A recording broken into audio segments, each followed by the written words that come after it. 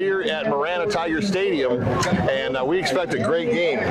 I think it's going to be a fabulous game, and I like it. Start out with the toughest teams that you can imagine on your schedule, and you'll be able to gauge where you're at for the rest of the season. So I think it's a good matchup. I think it's going to be a great game, and somebody's going to let somebody know that the rankings are off.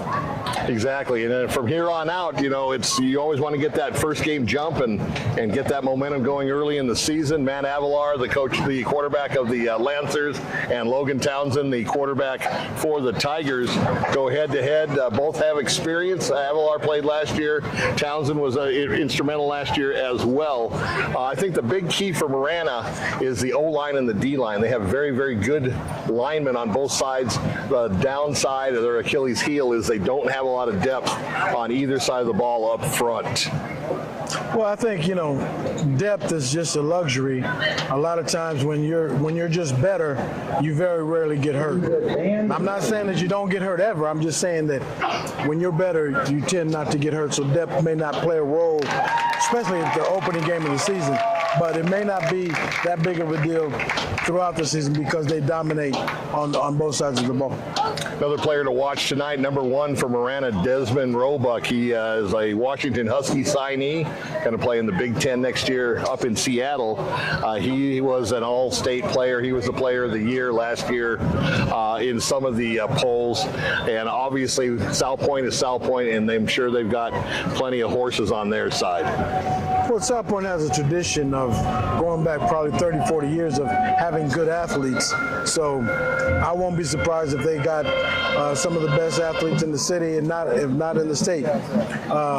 Marana, they're up and coming, consistently competing for championships in every level in all sports. So I'm not going to be surprised to see some breakout performances today. Coach Philip Stewart's got this team geeked up. I talked to him during the week.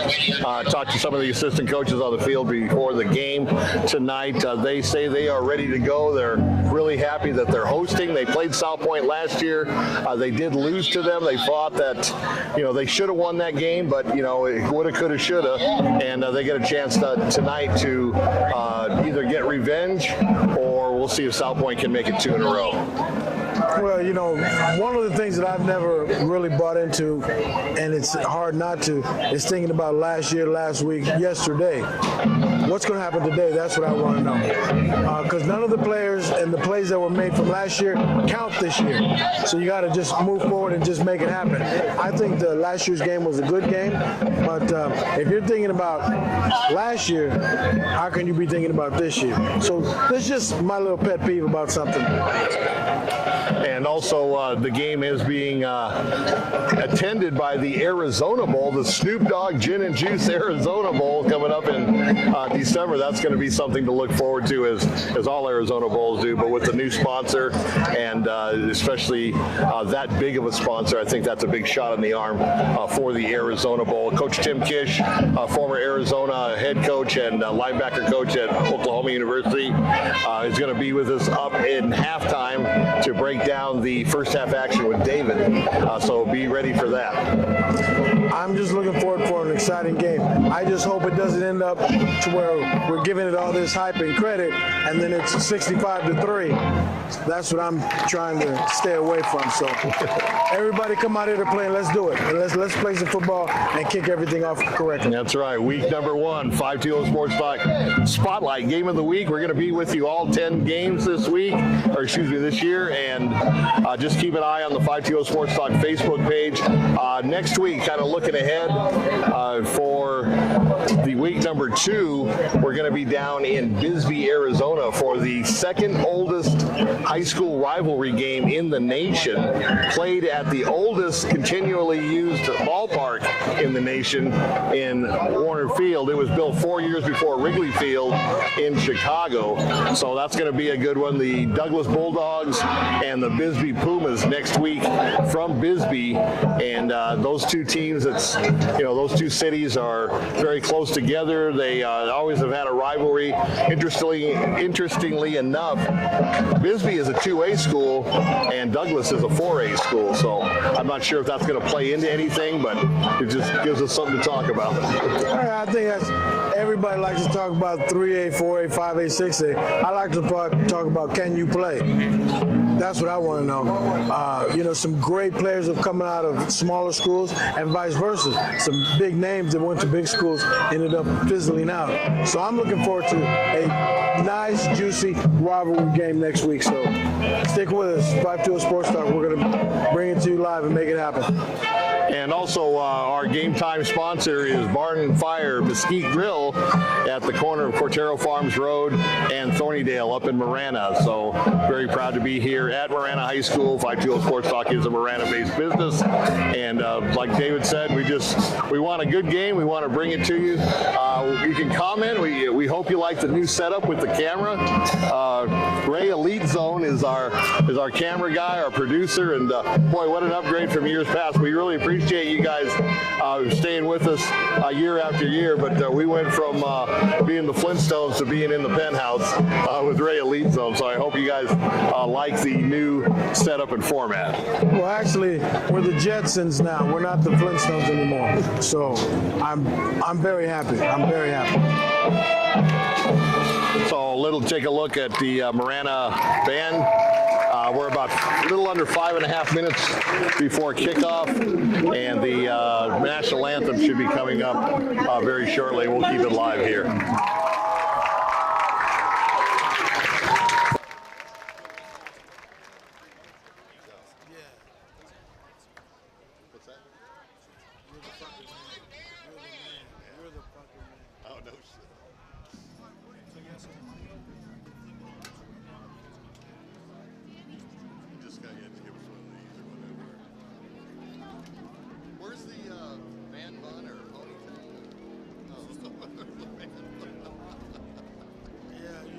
Trying to fool some people? You've already confessed to your gayism. So, only to you. I know. Oh, well, you didn't tell me that. Gay isn't happy.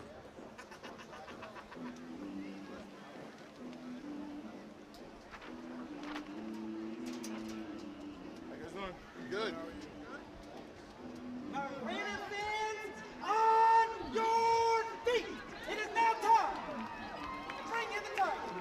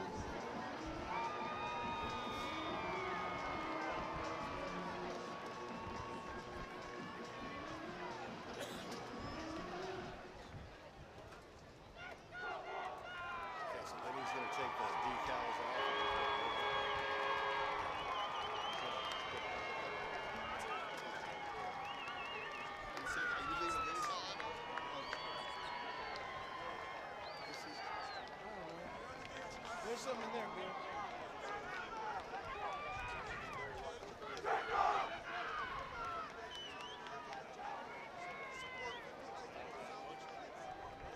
Good evening and welcome one and all to Tiger Stadium here at Marana High School.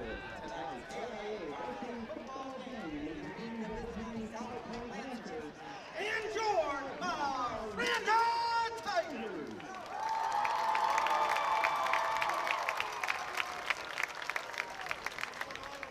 Lancers and Tiger fans, at this time, for those who are able, please rise, remove your hats, as the Sal Pointe Lancer marching band, directed by Mr. Jim Howell, honors America with the performing of our national anthem.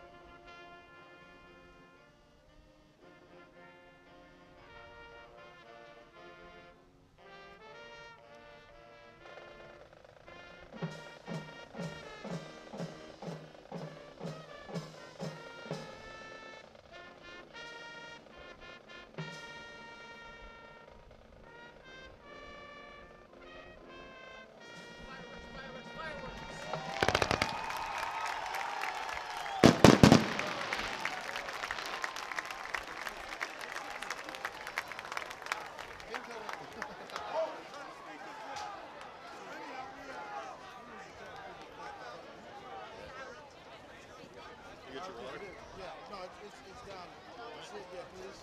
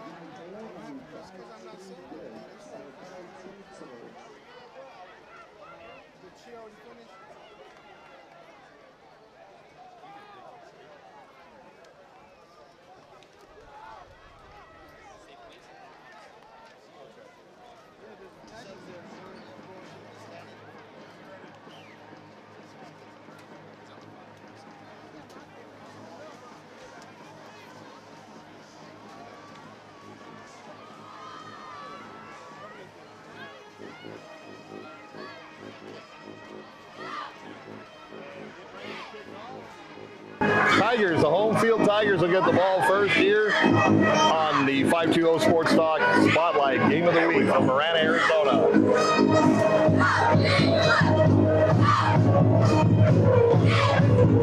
Bill McCulloch, David Adams, Matthew Martell, bringing the game to you live here. And a beautiful night for football. Not too hot, a little breeze. And the kick is going to sail into the end zone for a touchback. And the Tigers will take it 1st and 10 at the 20. Question is, when is high school and college going to go with the NFL format of kickoffs? Because they're up to 80% returns now in the NFL compared to the lower levels getting kicked into the end zone. Right, exactly. So 1st and 10 from the 20. Townsend, a quick flip on the right side and well covered by Sal Pointe. No gain. It'll be 2nd and 10. Yeah, he may have even lost some yards. Jeff Smith on the tackle. Caught it, excuse me. Jeff Smith on the reception.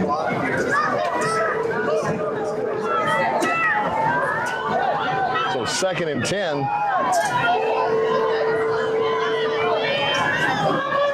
Right over to the other side. He's got him in space and complete.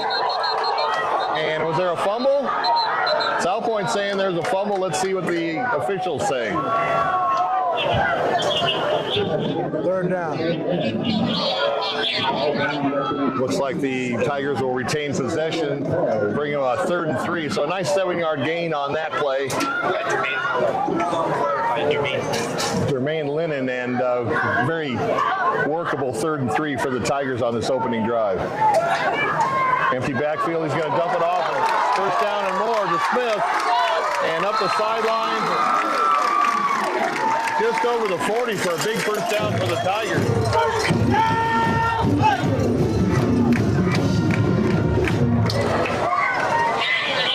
So that gives them a little breathing room on the field. I really like this no huddle, hurry up type of situation. Let's test the conditioning right off the bat. That's a good strategy. Straight ahead, nice hole, and up to close to about the 45. Let's see where they mark it. Maybe just short, we'll see. And that was Smith on the carry for 4 or 5 yards. Right at the 45, so once again, no huddle offense, empty backfield. Same play as they got on that 1st down, and here they go again. And that play's worked twice now, David. Well, they've ran it. That's the 3rd time they ran it. And basically, they only stopped it once and got probably 50 yards total in the other 2 plays on it. So keep running it till they stop it. So Marana putting together a nice drive early on their first possession of the season. Right over the other side. Gets around the edge and is dropped around the 35-yard line. Gary Dewin on the catch. DeWitt, I'm sorry. Gary and DeWitt on the catch. 5 yards, 2nd and 5 for the Tigers.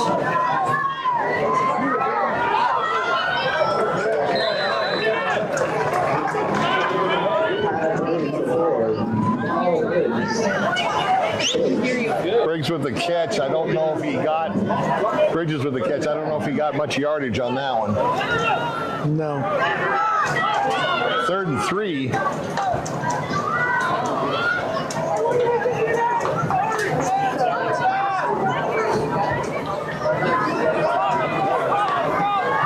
And that's going to back him up 5 yards for the Tigers, make it 3rd and 8. Early season mistakes, but as a coach, you don't want to go from 3rd and 3 to 3rd and 8. Mental mistakes will kill any team, and that definitely is a mental mistake. So Marana regrouping, and let's see what they come up with. 3rd and 8 now. 9:19 on the clock here in the opening quarter. Glad you could join us for the 520 Sports Talk opening week game on our Spotlight Game of the Week. Back to pass, got good protection going deep. And intended for Roebuck, but the defensive back for South Pointe had his arm the whole time and no flag. That was pretty obvious, but I'm not sure what the officials were seeing down there. It's probably coming down to, was the ball catchable? That's not in high school. That's not a high school. I found that out. But, I mean, it could not be, but that doesn't mean that you don't have that mentality as a referee. Yeah, that's true. You know, you're like... So they did throw the flag, and it is a first down. I don't know. Did you see the flag? Yeah, he threw it in his pocket. So now we know where they got a first down on an incomplete pass. So first down for the Tigers, and moving the ball pretty well here on their opening drive. They've got South Pointe on their heels. And a good mix of pass and run, although they have passed more times, but they're running enough to keep them off balance. What do you think, David? Yeah, the running game hasn't done too much, but they're making sure that the linebackers stay up enough to where the receivers can get a little bit behind the linebackers. Quick pitch to the far side. Still on his feet, breaks the tackle, and out of bounds. Oh, got a flag. And another flag on the field.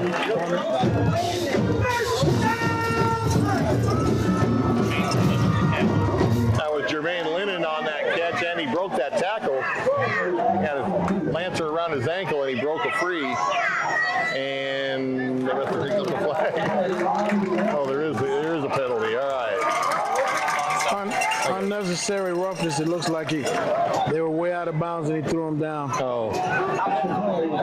And that's a flag that as a coach you don't want to see anyways. They're already driving and you're going to give them that much more yardage. Quick snap at the line.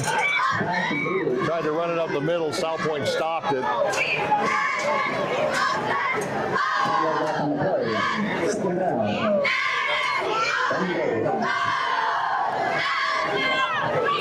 So second and goal for the Tigers. Same play up the middle. He's going to start pushing the pile. Let's see how far he goes. He's not going to get in, but he'll gain a yard or two.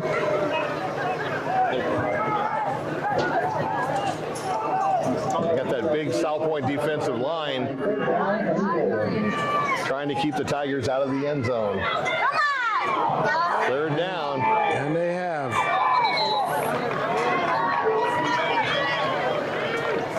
And still short. This will be interesting to see if Marana early on is going to go for it.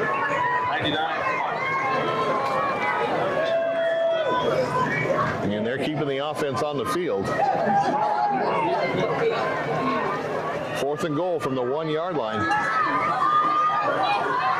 Not even inside the one. You had a better view, David? Yeah, they're inside it.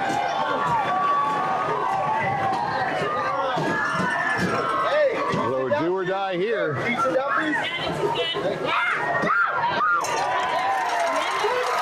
touchdown for the Marana Tigers on their opening drive of the 2024 season at the 7:36 mark. Marana up on top 6-0. Jeff Smith with the hard 1 yard touchdown run. Took him 4 times. They finally got it in, but that Sal Pointe front line is tough going down there with short yardage.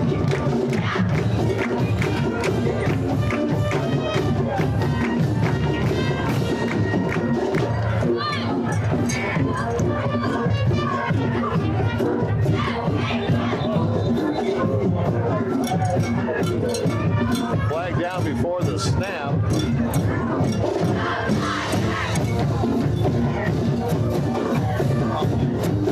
So that's going to back them up 5 for the Tigers on the false start penalty.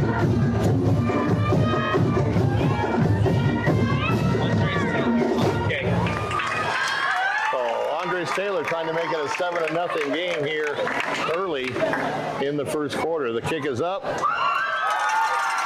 And it is good.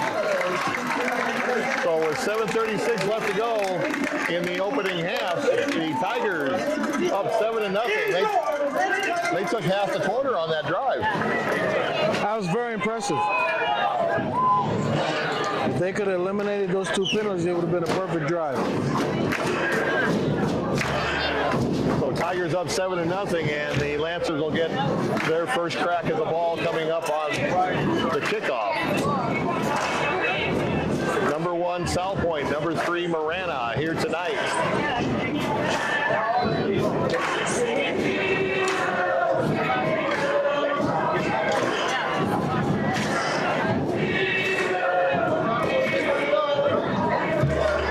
A lot of fans traveled from Sal Pointe. We're on the Marana side. The bleachers did fill in, and a good crowd here tonight.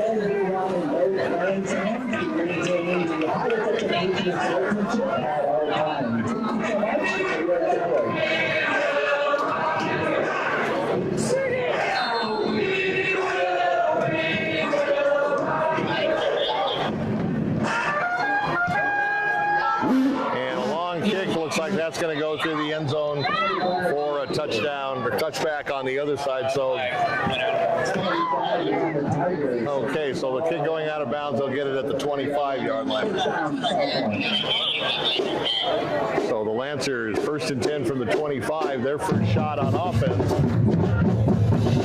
And we'll see what the 2024 Lancers have in store on their offensive side of the ball. Generally, they've been a pretty even run-pass type of team in the past.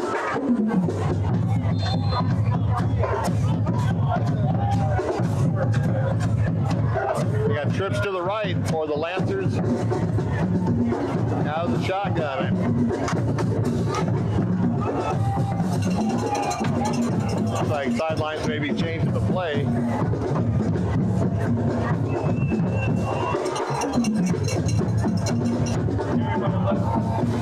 Avalar hands it up the middle, and nothing doing with that big Tiger front line. Both teams have really good size on their lines, so this could be very important in the trenches throughout the game.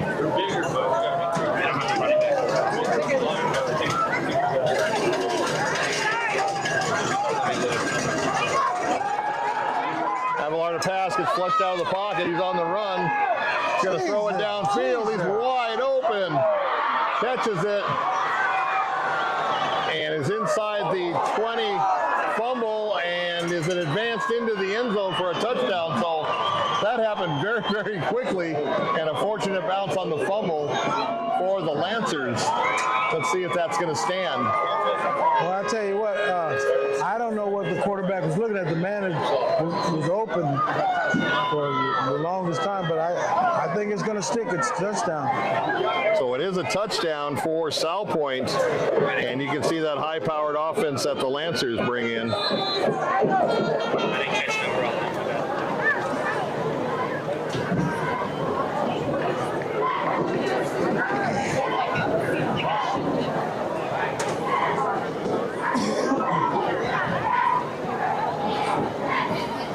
You're looking at So with 6:53, that didn't take long. We had a tie game here at Marana High School.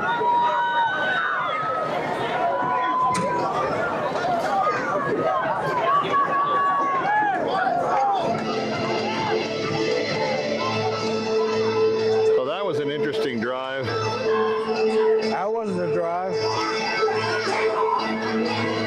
That was just 2 plays. Boom.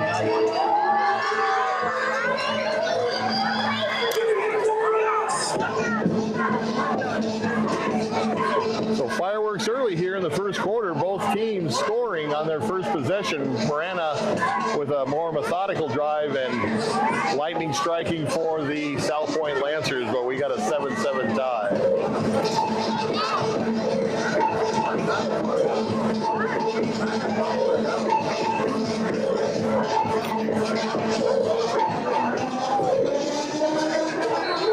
Lancers ready to kick off. We'll see if this is going to get a run back or not.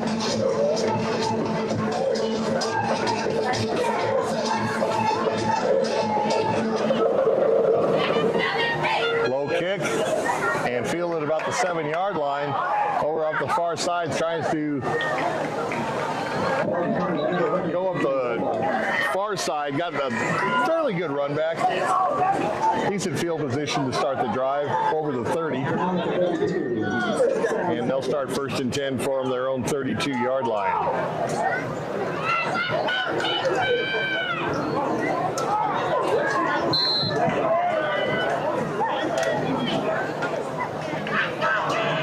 So let's see if Marana grinds it out again, or if they have the ability to score quickly as well.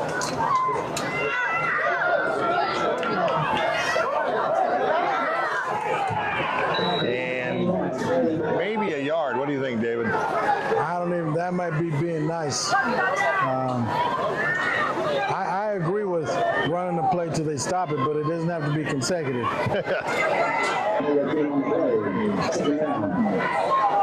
So no gain on the play, 2nd and 10 from the 32. Over the middle, and that's Roebuck up to midfield. So an 18-yard gain past the Desmond Roebuck, and once again, the Tigers are in business at midfield.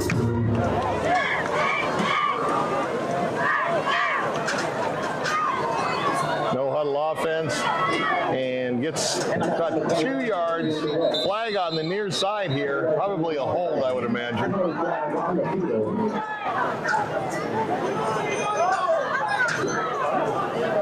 Waiting from the call from the officials, and it is a face mask on Sal Pointe.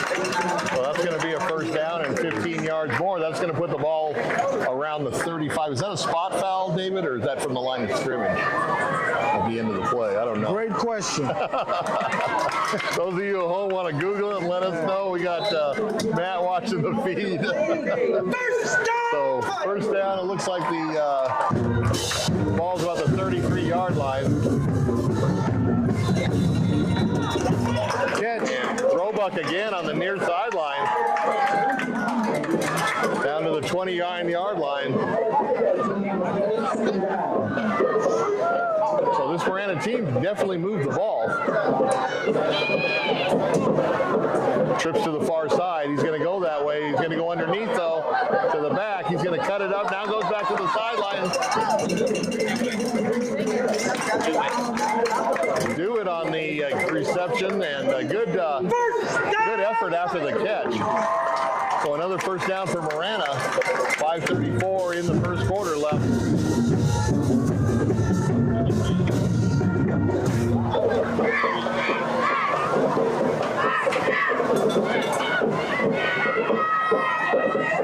Low snap.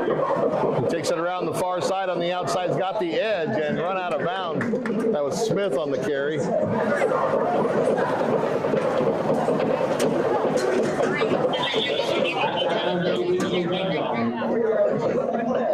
So ball on the 22. It's going to be 2nd and about 6, it looks like.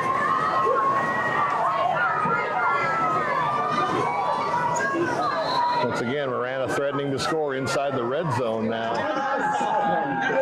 So Sal Pointe with a timeout, and let's see if we can get some scores from around the 520 area code with our buddy Matt Martell Jr.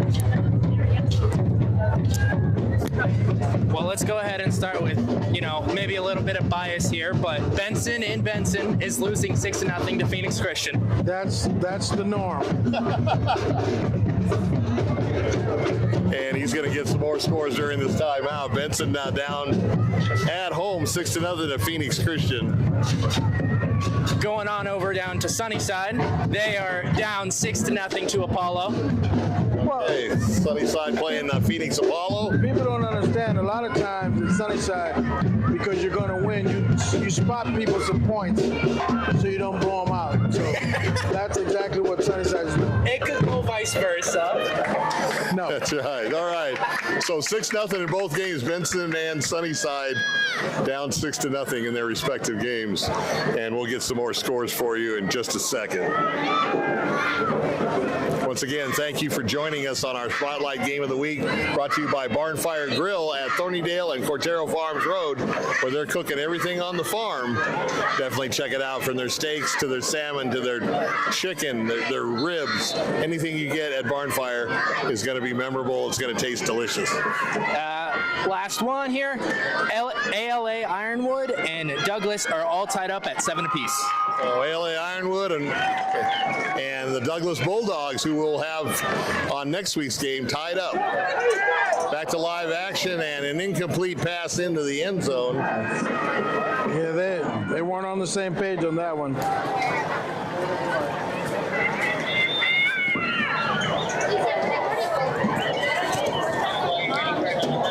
So that's going to bring up 3rd and 5. Sal Pointe trying to stop the momentum that Marana has. But both offenses obviously have shown that they can move the ball.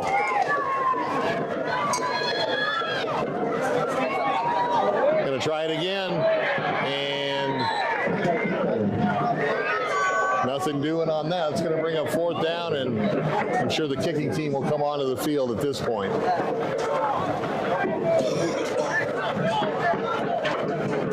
So 7-7, and Marana trying to regain the lead here at the 5-minute mark of the first quarter. Don't forget, at halftime, we're going to have former Arizona coach Tim Kish up with David breaking down the first half action. And we'll also have scores from Matthew. Low kick and no good, so the score is going to remain tied. Was that blocked, David, or just a low kick? Well, it wasn't high enough. That's all I can say. All right. That wasn't a very. That's when you get kicks like that, you're usually looking up. Yeah. And you didn't pay attention to the ball. It looks like he almost hurried it too. It was like the snap was there, and he, and I got to kick it. Well, kickers tend to be a little on the nervous side. Period. That's true. It's very important that you make your extra points. Field goals and a lot of pressure is always put on the kicker. So the ball goes back over to the Lancers, who scored on 2 plays last drive to tie the game up. Cavalier in shotgun.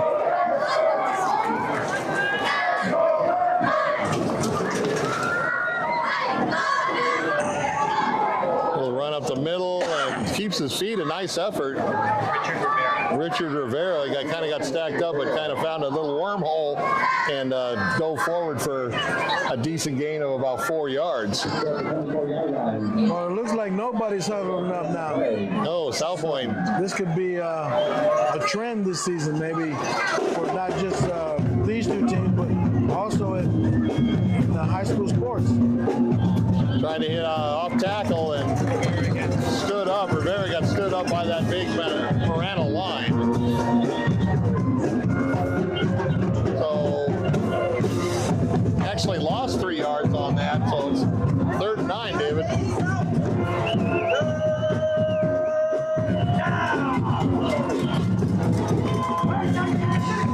So Marana trying to do a 3 and out on Sal Pointe. Let's see what happens. Avalar back to pass. Here comes the rush. Flushed out of the pocket. That was a damn block. Flag on the play. So it could be a hold.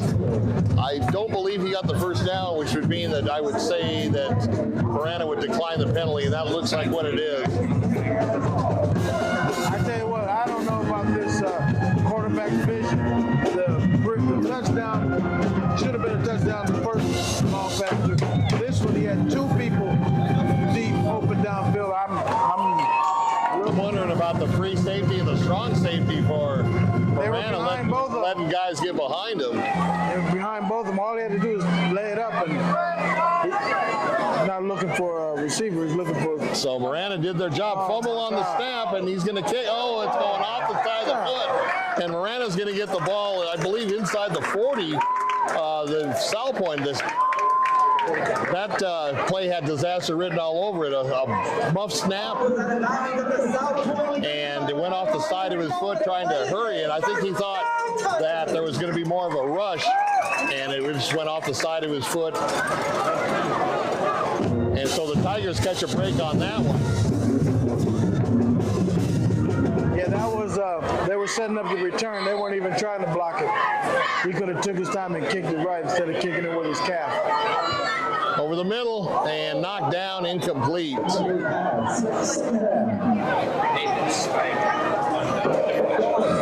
Nate Spivey, one of the young athletes that we've been watching since youth football. Very good athlete for the Lancers, plays both ways actually. We had him on the show a few weeks ago up at the Tucson Racket Club. So 2nd and 10 for the Tigers.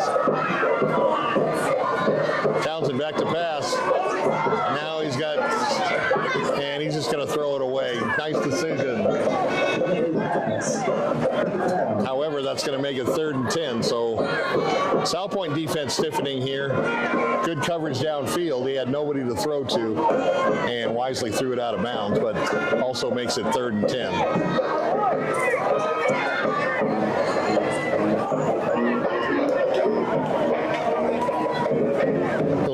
On both defenses now after the first 2 possessions on offense for both sides ended up getting into the end zone. Yeah, they're settling in a little bit, and they're not trying to fool anybody. Both sides, you know, Sal Pointe's trying to run and Marana's trying to throw, so they're just sticking with what they feel comfortable with. But they're going to have to do something to get somebody off balance a little bit. Somebody jumped. It's normally the offense when it's, and it is. So that's going to back them up and make it 3rd and 15. And with that penalty, it's probably going to take them out of field goal range at this point. It would be a 57-yard field goal if they... I didn't think they were in field goal range at the line of scrimmage from the effort of the last kick. Yeah. So 3rd and 15, big down for the Tigers here, trying to keep the drive alive. Sal Pointe wanted to go 3 and out with their defense. Townsend, here comes the blitz. He's going to throw it over the middle. Kind of bobbled by Roebuck and caught, but gave him enough time. And he's still on his feet. Short of the first down, but what an effort by Desmond Roebuck.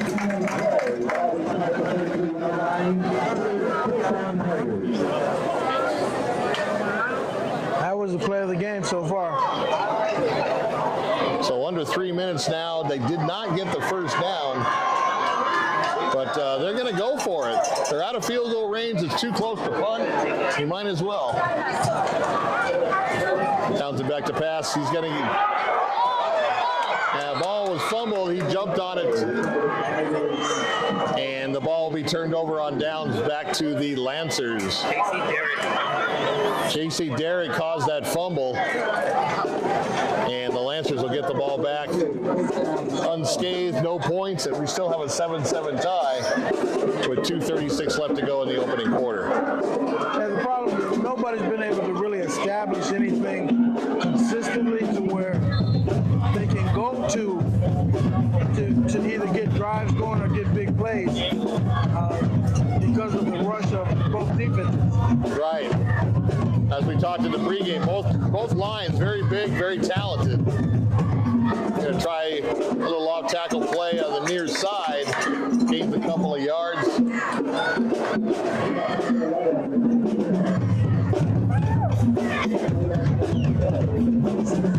Looks like it only gained a yard on the yard markers on the far side. 2nd and 9. And as you can see, both lines really having impact on this game early. Avila rolls to the left. And here comes the rush of Marana, and they're going to drop it for the sack. One of the things David was talking about is he's either got to throw it quicker or throw it away. What is it? Something, I mean, there's another scenario where there's people open downfield, and on that particular one, they only sent 2 receivers. And Justin Elder was the one that got the sack. It looks like there may be a flag on the play as well.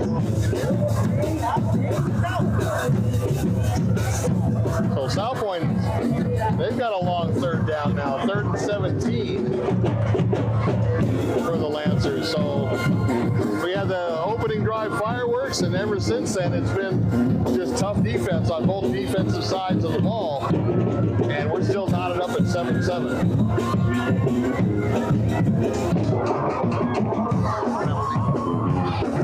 I didn't even see it, bro. I didn't even see it.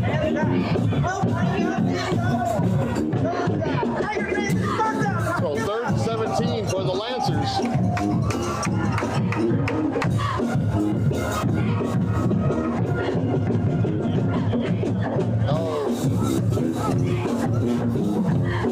Not sure what that was about. They had marked the ball down and then they put it back another yard. So ready to roll now. Avalar back to pass. He's getting rushed again out of the pocket. He's going to hit him over the middle for a first down and more. And he's going to take it to the house. R.J. Gorey on a nice reception and better yards after the catch. Takes it to the house to put the Lancers up 13-7 at the 1:34 mark here in the first quarter. Big plays and poor angle tackling. Avalar initially got some rush pressure from the outside, stepped up in the pocket and hit him right over the middle. A nice play by the Lancers to take the lead, and they're trying to tack on point number 14 here.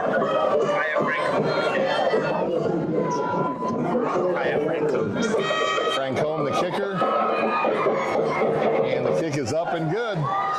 So at 1:34 left in the opening quarter, the Sal Pointe Lancers take their first lead of the game, 14-0 on a great play. Catch and run after the catch for the Lancers to put them up by 1 touchdown.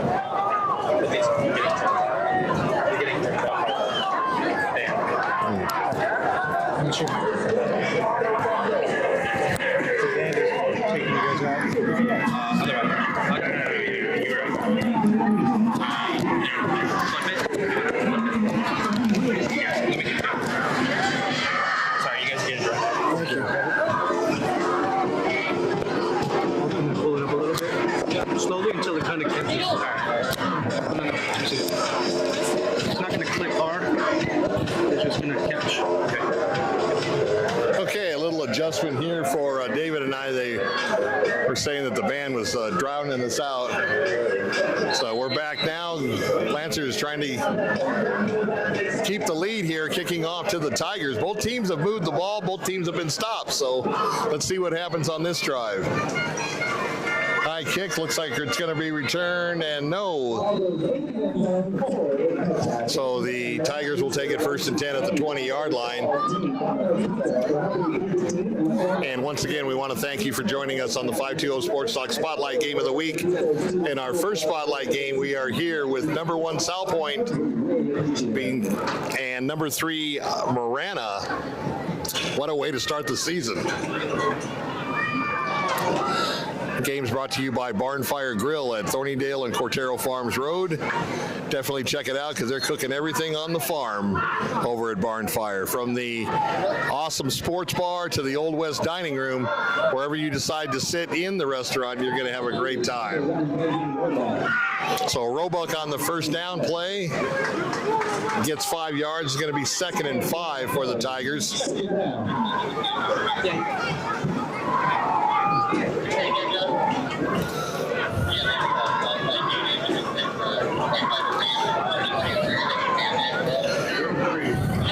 Nice run. Busted in that hole and fumbled and recovered for an additional yardage up to about the 48-yard line. What happened there, David? He just got stripped, and both teams are having ball security issues, and a lot of times that's from Jackson Sharp. Alertly picked it up and took it to the 48-yard line.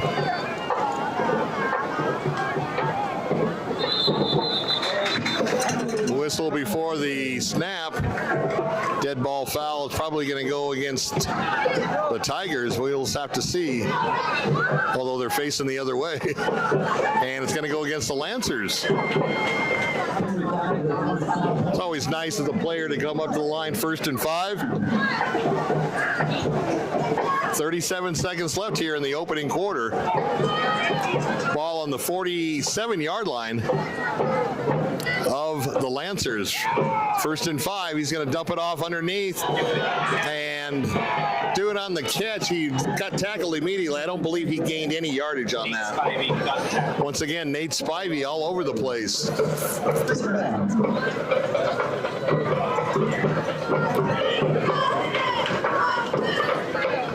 I always find it fun to watch these kids come up through youth football, and you follow them, and then they become pretty good players in high school.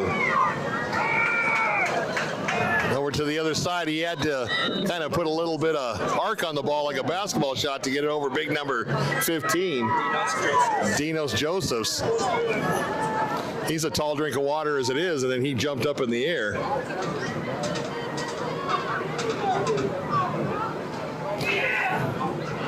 So if you followed us, we did have the Tigers on the show from Chard Pie up in the Oro Valley Marketplace, and we had the Lancers on the show at the Tucson Racket Club. And here we are, 14-7. And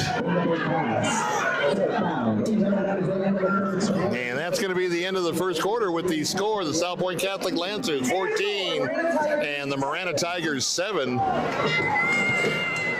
So what's your feeling on that first quarter? It was kind of exciting at first, and then both teams went 3 and out, and like you said, there were some ball handling issues. I think the problem is a lot of times they don't have a lot of contact during the preseason, and then that's what the problems ends up being.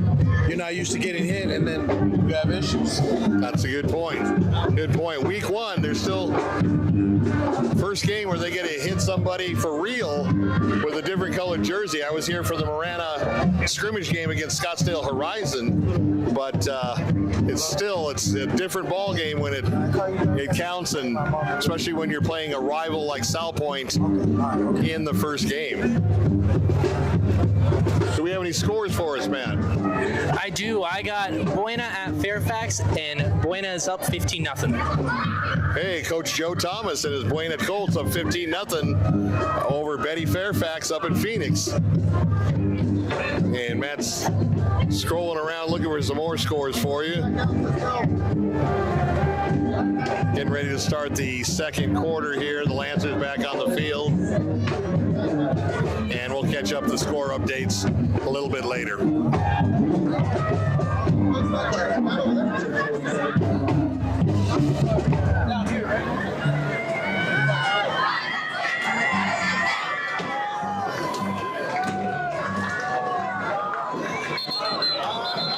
So once again, a flag. It was already 4th and 5. And another false start's going to make it 4th and 10, and that's going to send the punting unit onto the field.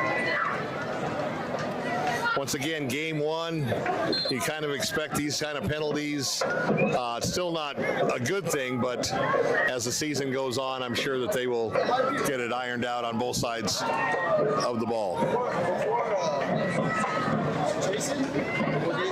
You got a quick one? Northwest Christian is at Walden Grove, and Walden Grove is up 7-0. All right, the Red Wolves up 7-0 down in Sahuarita. Here's the kick, a little pressure. Nice kick, though. He's going to be able to return it. He kind of bobbles it. Gets by the first tackler and up the far sidelines. Spivey goes airborne. And a flag on the play. I don't know what happened. It was on the far sideline, but Nate took a big fill once he went airborne.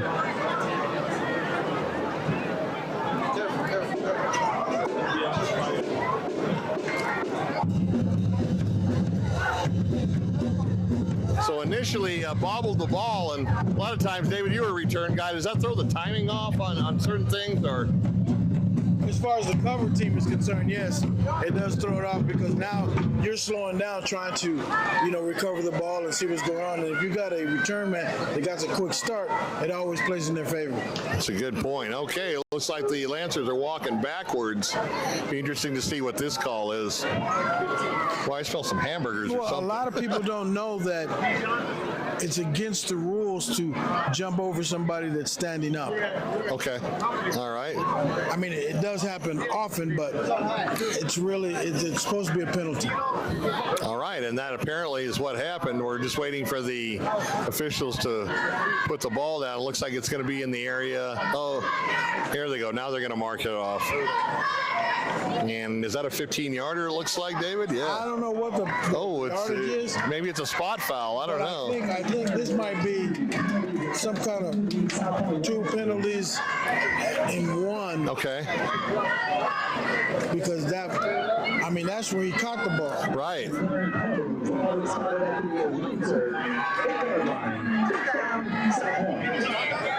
penalty? Personal foul, and the other one you can't jump in the air. Okay, so like David said, two fouls, the personal foul, and then as David said, jumping up in the air, you can't do that.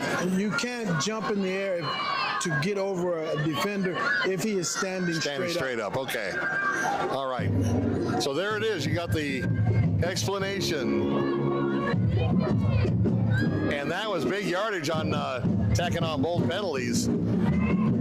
Sal Pointe's going to snap the ball in the shadow of their own goal line. 1st and 10. Ball about the 7-yard line.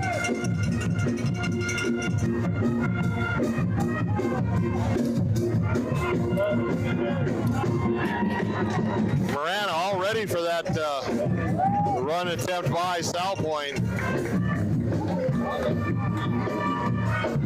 Looks like he gained about 1.5 yards. Actually, he lost a yard. 2nd and 11 now.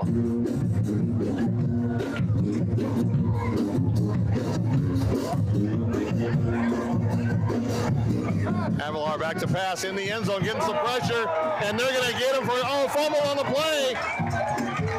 It's either going to be a safety or a touchdown for Marana. Let's see what happens. Safety. So the rush came right up the middle, David, on that blitz. The quarterback hasn't been able to read the blitz all night, so this doesn't surprise me at all. But it does surprise me that he didn't at least attempt to throw it away. Exactly. He just kind of tucked it under. 2 points for the Tigers And the ball. Yeah. Get the ball back. It's 14-9 now. Kind of an odd score with no field goals being kicked. Wow. So, man, if you want action on the first week and some crazy plays with Nate Spivey jumping over a guy and getting a 30-yard penalty as a result of that, and you got the sack in the end zone by the Tiger defense, you've got 2-play drives, 3-play drives for the Lancers, everything that you can think of we've had already here in the first half. 11:09 left till halftime. We got a lot of football left. Sal Pointe up 14-9. Write a comment on the live stream on what you think about our new camera work and scoreboard always being down there. I remember last year we'd always have people, what's the score? And David and I can't see the comments while we're doing our thing. So much better camera work, production this year. We're very proud to have Ray EliteZone helping us out.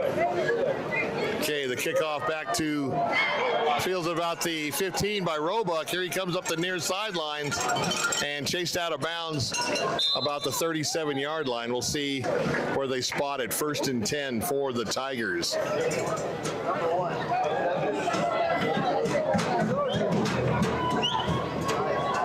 We've had some plays you don't normally see in a football game already. Yeah, but it is exciting and it is competitive. So that's what we asked for, and that's what we're getting. So 1st and 10 for the Tigers, down 5 now as a result of that safety, the sack of Avalar in the end zone. once again, penalty. I'm sure that's something that Coach Stewart's going to address this week in practice. They've had quite a few dead ball penalties. And even though it's week one, you still don't want that to happen, especially first play of the drive when you get the ball back. Well, the other thing is you don't want it to happen against a quality team. True. It's hard to come back on a good team, period, and to be making a lot of mental mistakes and ball security problems. That's not a good situation to be in. Quick throw to the outside to Roebuck.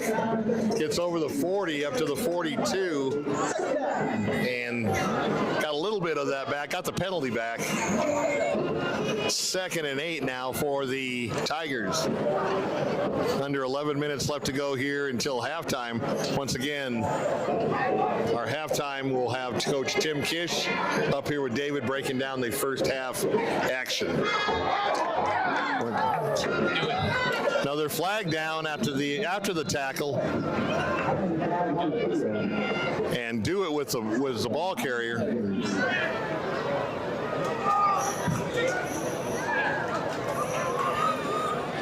Well, let's see what this is all about.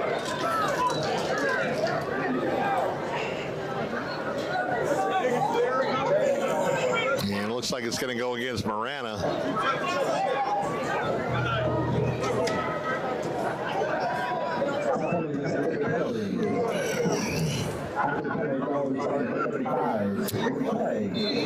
All right, 2nd and 18 after the holding call. Once again, as you pointed out, David, against a good team, you don't want to have those 2nd and 18s and 3rd and 10s. Townsend back to pass, dumps it off on the near side, breaks the tackle. And couldn't get away from the second guy. That was Dewitt once again.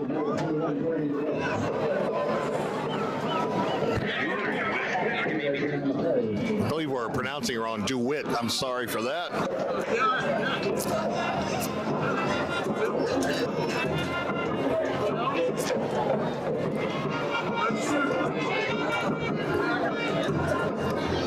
So 3rd and 14. And here come the Lancers. Dump it off to the near sideline again, but not even close to being a first down. And Marana's going to have to give up the ball. Penalty. But there is a penalty after the play. So let's see if it's against Sal Pointe. It'll be a first down.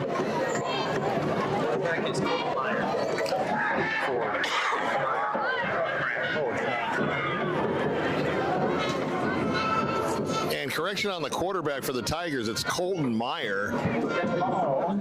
Dead foul, unsportsmanlike conduct against the Lancers.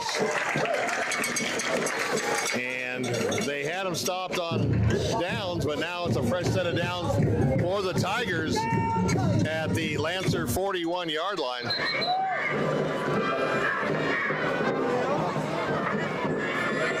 Once again, first week mistakes, but got to get those ironed out.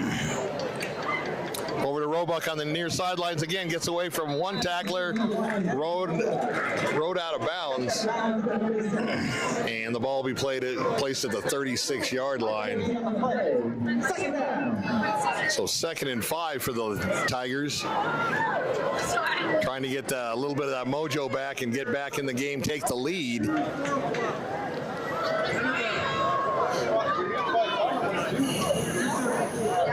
He's got a lot of time.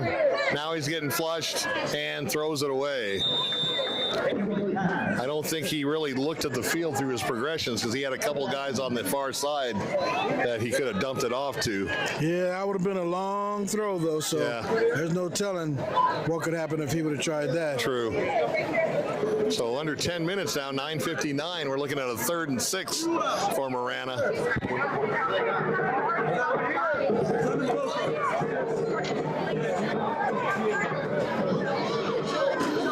Meyer back to pass, flips it on the run. Caught, but tackled immediately. Didn't get out of bounds. The clock will continue to run. And it's going to be 4th down on that 4-yard gain. Looks like about 3 yards, 2 yards, 2.5.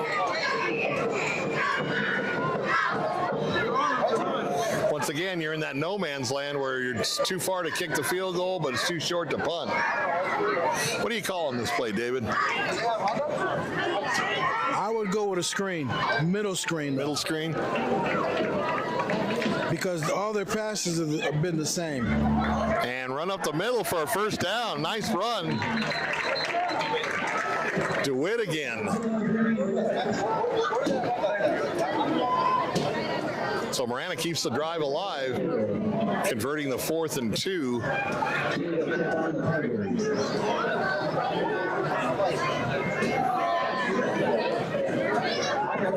And there's another 5-yard penalty, replaying 4th down. Okay, so once again, penalties come into factor. The Tigers had that first down, but now they have to try it again as Coach Stewart calls a timeout. Talk to his troops. Very sloppy first half. So we got some score updates from the score magician, Matthew Martell. All right, out in Sahuarita, we also have Alhambra against Sahuarita. Sahuarita is up 23-0. Sahuarita up 23-0 over Phoenix Alhambra. All right. Jake Allen, his first year coming over from Pueblo, has got the Mustangs cranking here in the first game. You got to watch it when you go down that I-19 corridor to Sahuarita or Walden Grove.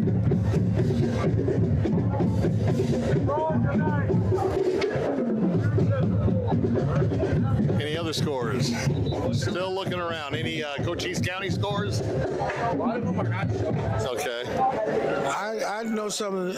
I've never seen a high school team with this many cheerleaders. There is a lot. and they're 3 different levels. Here's a unique score. Thatcher is up over Crimson 2-0. All right, we got a safety game, a baseball score. Now they tried the middle screen, but it didn't work. Thatcher over Crimson 2-0. The middle screen did not gain the first down, so Sal Pointe will take over on downs and a fairly decent field position. Probably about the 36-yard line for the Lancers.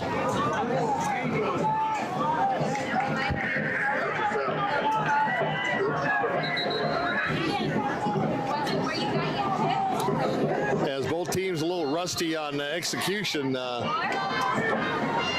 we're kind of a little rusty up here too, having gone the whole off season without doing play-by-play, so appreciate you bearing with us. Trying out a new system, and boy, what a difference it makes. All right, 1st and 10 for the Lancers. Line of scrimmage, the 36-yard line. Avalar back to pass, getting flushed out of the pocket, and he's going to be taken down once again around the 30-yard line. Dominic Olivas crashing through in the backfield to drop Avalar for the sack. 6-yard loss on the play, make it 2nd and 16.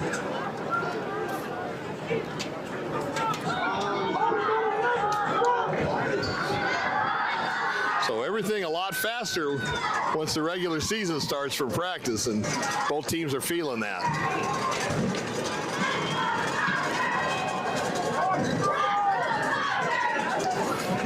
Avalar back to pass, pressure from the outside. Looks like there's going to be a flag on a hold, and that play is going to be called back because the defensive end on the near side got tackled by the offensive tackle from the Lancers. That was an easy call.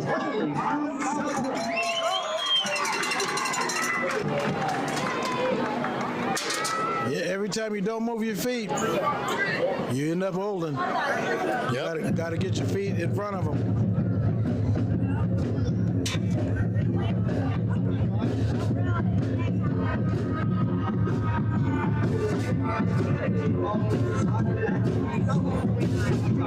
So ball all the way back down to the 20-yard line. 2nd and 16 for the Lancers. They need to get to the 46-yard line. I think it's to gain a first down. Or 2nd and 26, excuse me. Looking at the scoreboard. 2nd and 26. Delayed handoff up the outside and tripped. Got tripped up. I don't know if he tripped over his own feet or got tripped up by a defender, but short yardage gain on second down.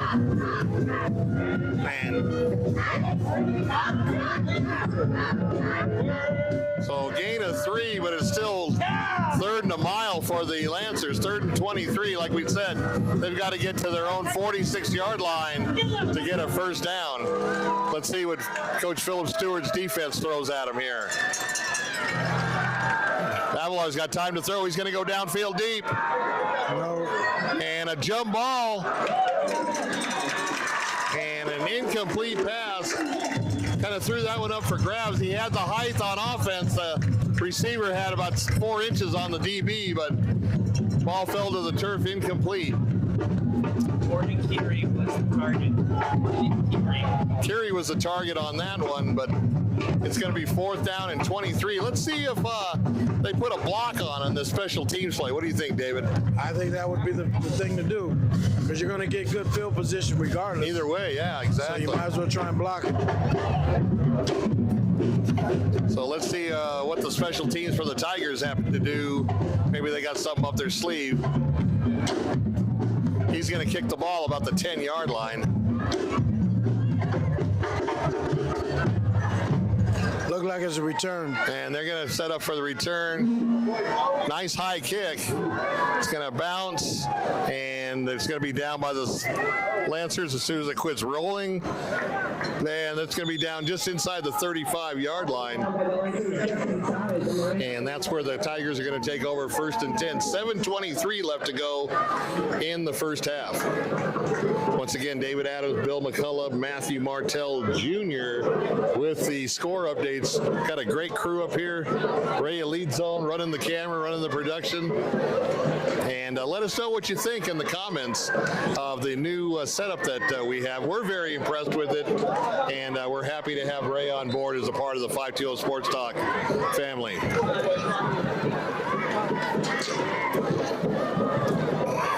Trying to push the pile forward, and basically doesn't get anything, I don't think. I gain a little bit, but not much. But you know, sometimes those can be a positive play, because it's letting you know, even when it's tough, we're still getting positive yards. And Sal Pointe is giving up a little bit of ground on some of those run plays. Next play to the far side and out of bounds, close to the 40. And once again, Desmond Roebuck.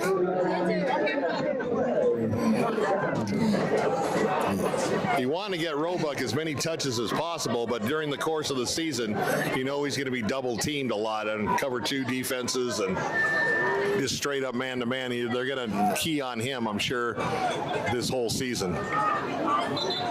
Once again, motion penalty on the Tigers. Going to back them up. So instead of 3rd and 4, David, we got 3rd and 9 once again. The game is really starting to get. Going to seem to me it's going to start coming down to conditioning, because with all these penalties and things like that, even though there's a lot of breaks because of the penalties and stuff, it's mentally tiresome.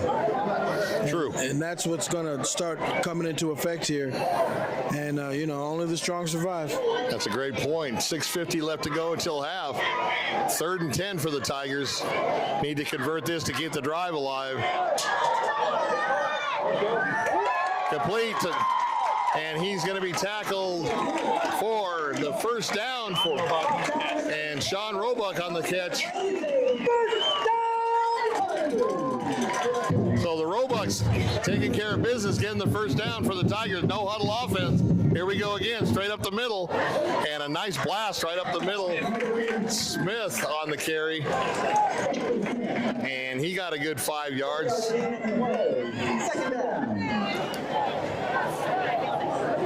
Seems like the referees are almost slowing things up when they take their time placing the ball down for play. Yeah.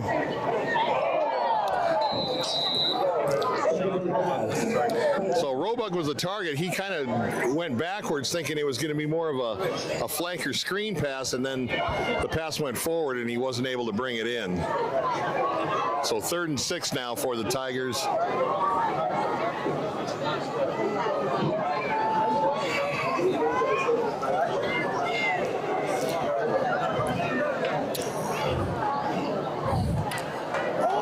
Nice hit by caught the ball, kept possession, but he got smacked.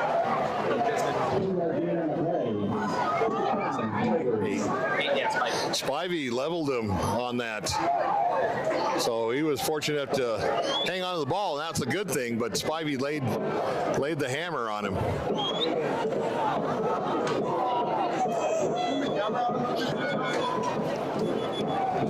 So 4th and 3, ball at the 45-yard line of Sal Pointe.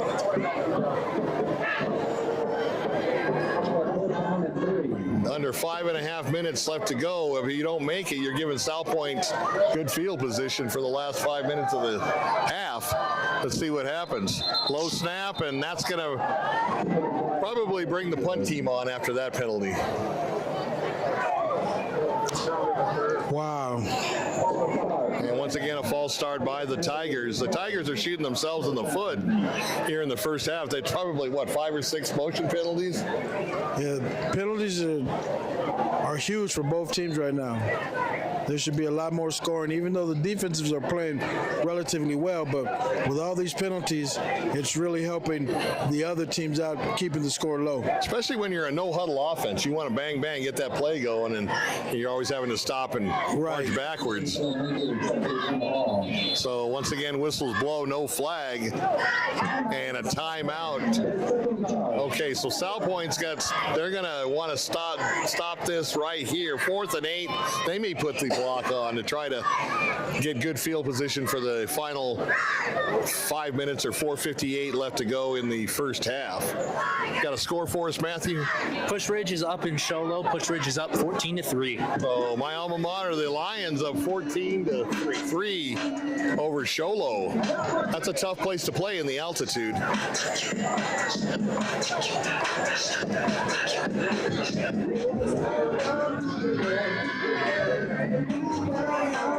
We got Morenci and Round Valley in Morenci. Morenci is up 7-0. 7-0 Morenci. That's a long bus ride, isn't it, David? David, when he was coaching at Tanca Verde, seems like you never get there. We didn't. We're still not there. We're still on the road right now. I think it's right on the New Mexico border, isn't it? It's somewhere near Florida.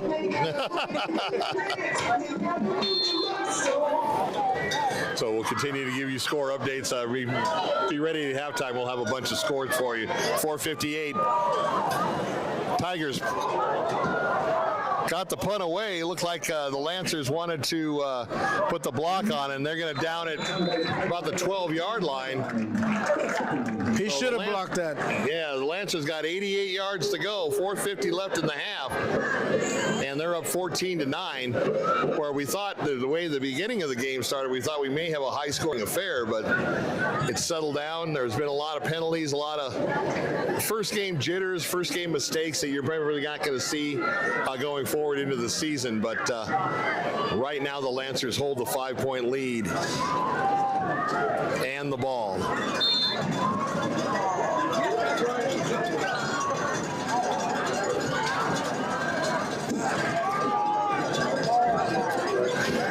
Avalar back to pass, steps up in the pocket, fires over. And a complete pass, nice.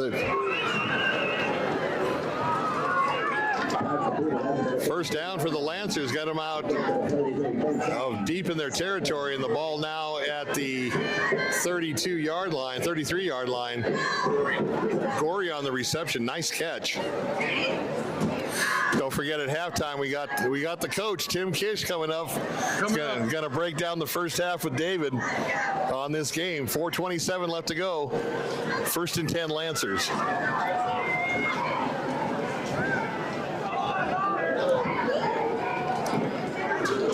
Motion to the near side. They're going to take it up the middle, and here he goes all the way close to midfield. Richard Rivera on a nice quick hitter up the middle. Oh, excuse me, that was Nate Spivey. Spivey's doing it all, including trying to jump over a guy standing up. It's in there. I'll give it to you. Got it? You good? All right, awesome. Avalar pulls rolls it back out. He's going to try and do it on his own on the outside and run out of bounds. Did I see a flag come out? Okay, flag on the play. Possibly a hold. Did you see anything, David? I saw another flag, and I just think that they're just throwing flags just to buy some time, it looked like to me. It's a lot of penalties here in the first half, but game one, I don't want to say you expected, but expected. Coach is saying expected.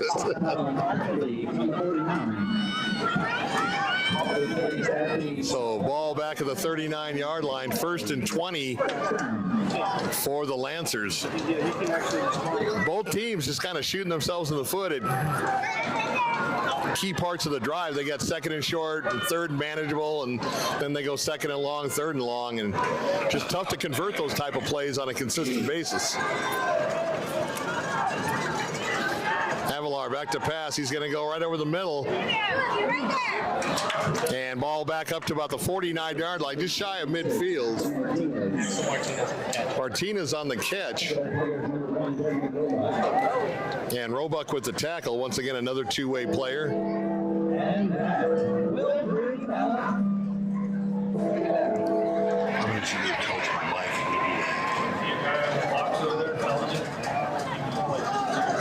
So 2nd and 9 from the 49-yard line. 2:53 left. The Spivey up the right side, all the way down close to the 30-yard line. Nice run by Nate Spivey. It'll be a second one at the end of the game.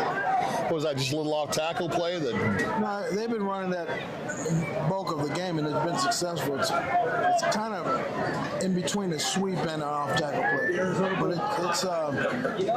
it's been a successful play for him the whole game. Is it Brett? Okay. So 1st and 10 for the Lancers. Flushed out of the pocket, and there he goes again on that Marana defense. Greg Webb busting through the line and taking down Avalar for a big loss and a sack on 1st down. So you think you got something going, you got 1st and 10, you got the drive going, and boom, Marana comes busting through the middle and sacks Avalar, and now you got 2nd and 21.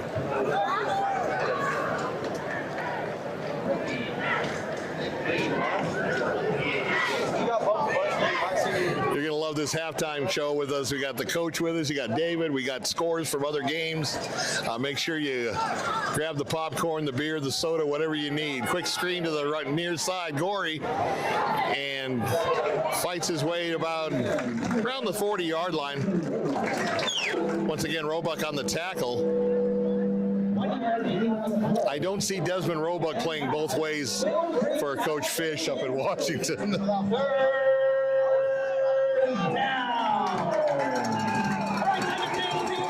So 3rd and 20.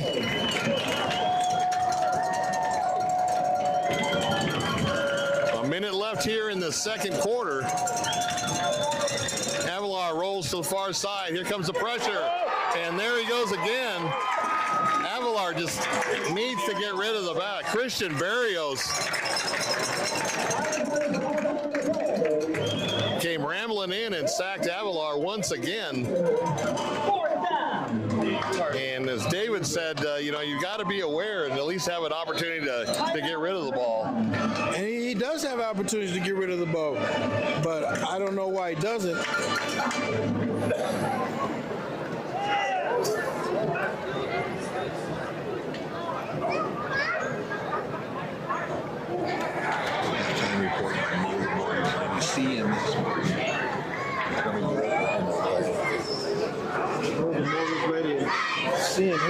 So stay tuned for the halftime. Mo the Mortgage Lady and CMS Mortgage coming up here in about 36 seconds.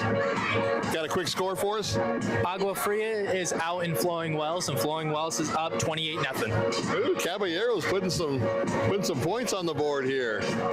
We're going to recap some games. Maybe we might want to know what certain schools are doing. Like Sonny said? Yeah, that might be nice. A lot of the games aren't showing up, you saying, scores. Or they just have a bye week already. Or not playing. We already said the Sunnyside score. So Yeah, I don't. they don't have a bye in the middle of the game. game. I don't know. We'll try to get all those scores. I got Sunnyside. Sunnyside is all tied up at halftime with Apollo at 13 apiece. All right. Yeah, see, you ain't got nothing to say now, do you? Blue Devils coming back to tie the score at halftime. Deep pass downfield. That was a punt. No, that was a punt, excuse me. Got people walking in front of me here. That's my fault. It's all right. All right, so got 26 seconds left. I don't see Marana trying anything dangerous. They're just want to get to the locker room and talk it over. Nice coverage by Sal Pointe on that special teams. Benson is down to Phoenix Christian 22-6. We're back to the norm. So Benson getting hammered at home. Let's see if they can come back in the second half. You never know. Just if you don't quit, what can happen? What about the Vale School? Sienna and Empire. Empire played last night. Sienna Mountain, Micah Mountain.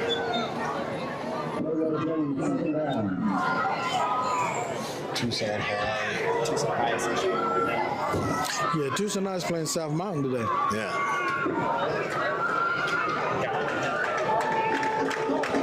They want to check these in, right? 265. And here's a score from Vale. Cienega is up 14-7 over Desert Vista. Okay, so the Bobcats leading by a touchdown over Desert Vista out of the, I believe, the Ahwatukee area.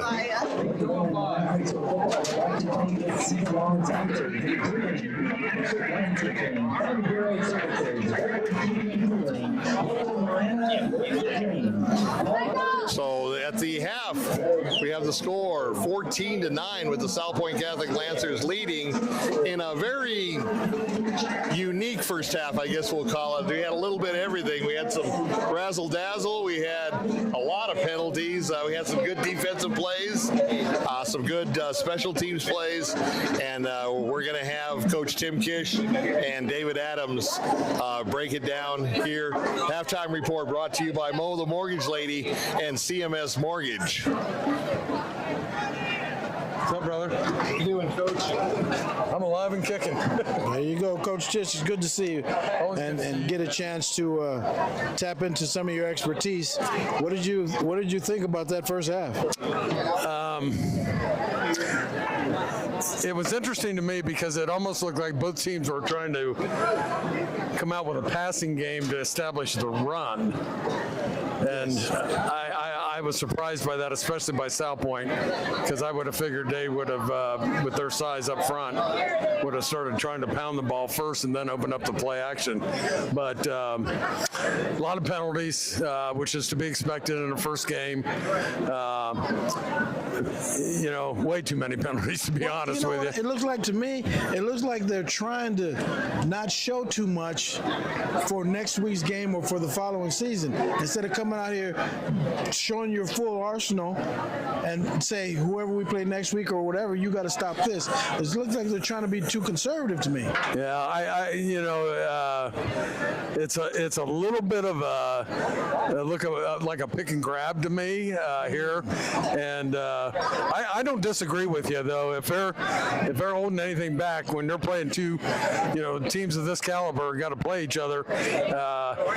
This means a lot points wise for the season, and to me it really establishes momentum for the rest of the year because both teams are well respected as far as their talent levels, but I would think that they'd want to cash in on doing everything they could to win this game first.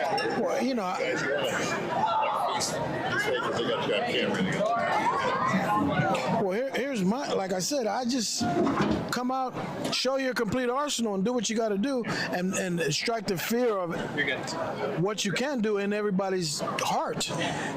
We can run, we can pass, we can do trick plays, our defense is solid. Instead of being so conservative, well, we don't want you to know that our double reverse is a really big play for us. I don't understand it. And the penalties, it is expected in the first game, but not to this degree. Yeah, the same type of penalties. Yeah, and I hate to see it. You never want to see the officials take over the game, but unfortunately in the first half, that was kind of the way it looked. Both these coaches are really good coaches. Both of them have been in big games before. There is no holding back. I really believe that. I think what you said earlier is the right way to look at this. It's an opportunity for them to establish themselves here at the beginning of the season as a powerhouse, and you want to bring whatever you got to this first game. Well, I agree with you 100%. One's ranked number 1 in the city, and one's number 3 in the city. Let me show you why they picked us there. Yeah. I'm going to shove it down your throat and tell you about it. And these guys are like, hey, buddy, are you okay? I didn't mean to knock you down that play. That's the way they're playing to me. It's not like, take it, and what are you going to do about it? Well, the other thing I noticed, and I hate doing this, but I'm a defensive guy, there was too many missed tackles there, too, in the first half. On those big plays? Yeah. The angle that they were taking, I was like, what were you looking at when you took this angle? Well, they were looking at somebody else making the tackle, and I just show up on film. That's what it looked too many people leaving their feet is what I saw. Oh, without a doubt. Yeah, and the first guy's got to slow him up. If you can't get him down, then you got to have the rest of your defense surrounding the ball. So I think everybody was just kind of saying, hey, I'll take my shot. Hope my teammates are right next to me, but that wasn't the case. Well, the other thing is that now they're understanding when the coach says run to the ball exactly what they mean. Yeah. They thought you were being a butt about it. Well, why do we have to run to the ball? Well, the reason why you got to run to the ball is those big plays that you gave up. Yeah. They wouldn't have been given up if everybody would have been running to the ball the way they've been coached since Little League. Right. Well, here's the other thing. I hate to look ahead, but this is coachism, if I may say so. The biggest difference in a team is usually between the first week and the second week. True. And so how people respond to how this game ends up is going to be a big factor for both teams throughout the rest of the season. So, you want to be on the winning end of this thing. One of these teams is not going to be, and they're going to have to learn from it, and they're going to really have to go back and analyze what they're doing and what they're not doing well and what they are doing well and what they can do to improve on those particular phases of the game. And plus establish what other teams need to be afraid of. Right. I mean, if the game is, ends up with the score it is now, well, you still got to fear Marana a little bit because they're in the mix. But, you just have to establish the type of team that you are in that first game so everybody else has to worry about what we're going to do. Because right now, all I know is that if you pressure Sal Pointe, the quarterback isn't going to be able to throw the ball. He doesn't throw the ball away. He holds it. So I know, bring the heat. Well, I say this. Sal Pointe scored early on big plays. Right. So if you can eliminate the big plays, I think that's really going to benefit Marana, and hopefully we'll see that. But it's always interesting, because it is the first game. But again, like we both agree, there's no sense in holding back now because why? Yeah, this is really sets the tone for the rest of the year. It's going to be interesting to see not only the adjustments strategically, but the mental adjustments that people make. Yeah. You know what? I will not take the wrong angle to the ball ever again. Let's go get this. Throw the ball deep if you want to, because I'm picking it. Yeah. So the mental adjustments are going to be exciting to see. Yeah, I'm looking forward to that as well. Okay. One thing I do want to say, though, that I'm so excited about because this stadium's got some electricity tonight. Yes. And there's a lot of fans here on both sides of the field. And I think that's bodes well for all of Tucson because, to be real honest with you, that's what we're trying to help bring along. And with the National Football Foundation, Southern Arizona chapter is promoting the game of football in Southern Arizona, growing the game of football in Southern Arizona, educating the coaches and the players, and it just does my heart well to see this tonight because because this is what you'd hope for all of Tucson area football. Well, the thing about it is that they need to establish you don't have to live in Phoenix to be a good football player or be a good team, and that's what this crowd is saying tonight. And the football's not that bad with the penalties and stuff. The strategic stuff we're having issues with, but Tucson needs to establish we play football here. Yeah. You don't have to go to Phoenix to see great players. You can see them right here, and that's what will help the National Foundation as well. Yeah, well, we're excited, because that's what we support, and we're doing a great job with the youth football, and really excited about the 45 high schools we have underneath our umbrella in Southern Arizona. We've had some great talent come through here, and I think it's getting better every year, and I'm excited to see that. And the more we can help support that cause, we're going to do it. So, well, Coach, I know that in your heart you just want to help every athlete get an opportunity to, if not go further, at least be visible. So you've been doing an outstanding job. 520 Sports Talk has been one of your partners for the long time, so we're going to do well, and your foundation is going to lead the way, and we're very happy to be working with you. Well, I appreciate it, David. Always excited to be with you and Bill, and anything I can do to help the cause, I will. Well, I need some lunch money, if you can help me out. I'd appreciate it. I got a wristband for you Hey, and I'll a take brochure. it. I'll take it. Oh, man. Thank you, Coach. I really All right, appreciate David. Good to see you. You too. Thank you, Coach.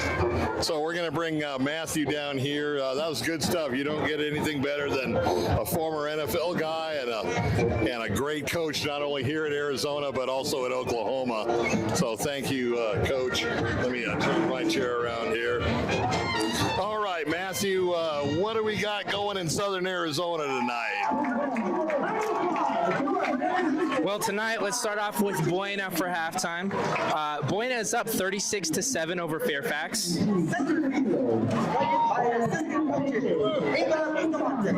And while he scrolls, once again, thank you to Coach Tim Kish. Mad respect for Tim Kish. We love being a part of the media operations for the National Football Foundation. And don't forget, they're going to be at selected games throughout the season, just as we are, in conjunction with the Arizona Bowl, the Snoop Dogg Arizona Bowl.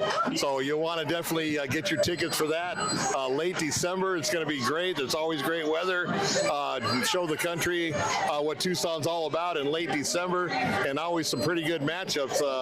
I'm going to be watching a team from last year. I'm going to go up to Tempe tomorrow and watch the Sun Devils take on the Arizona Bowl champs, the Wyoming Cowboys, tomorrow. Nice.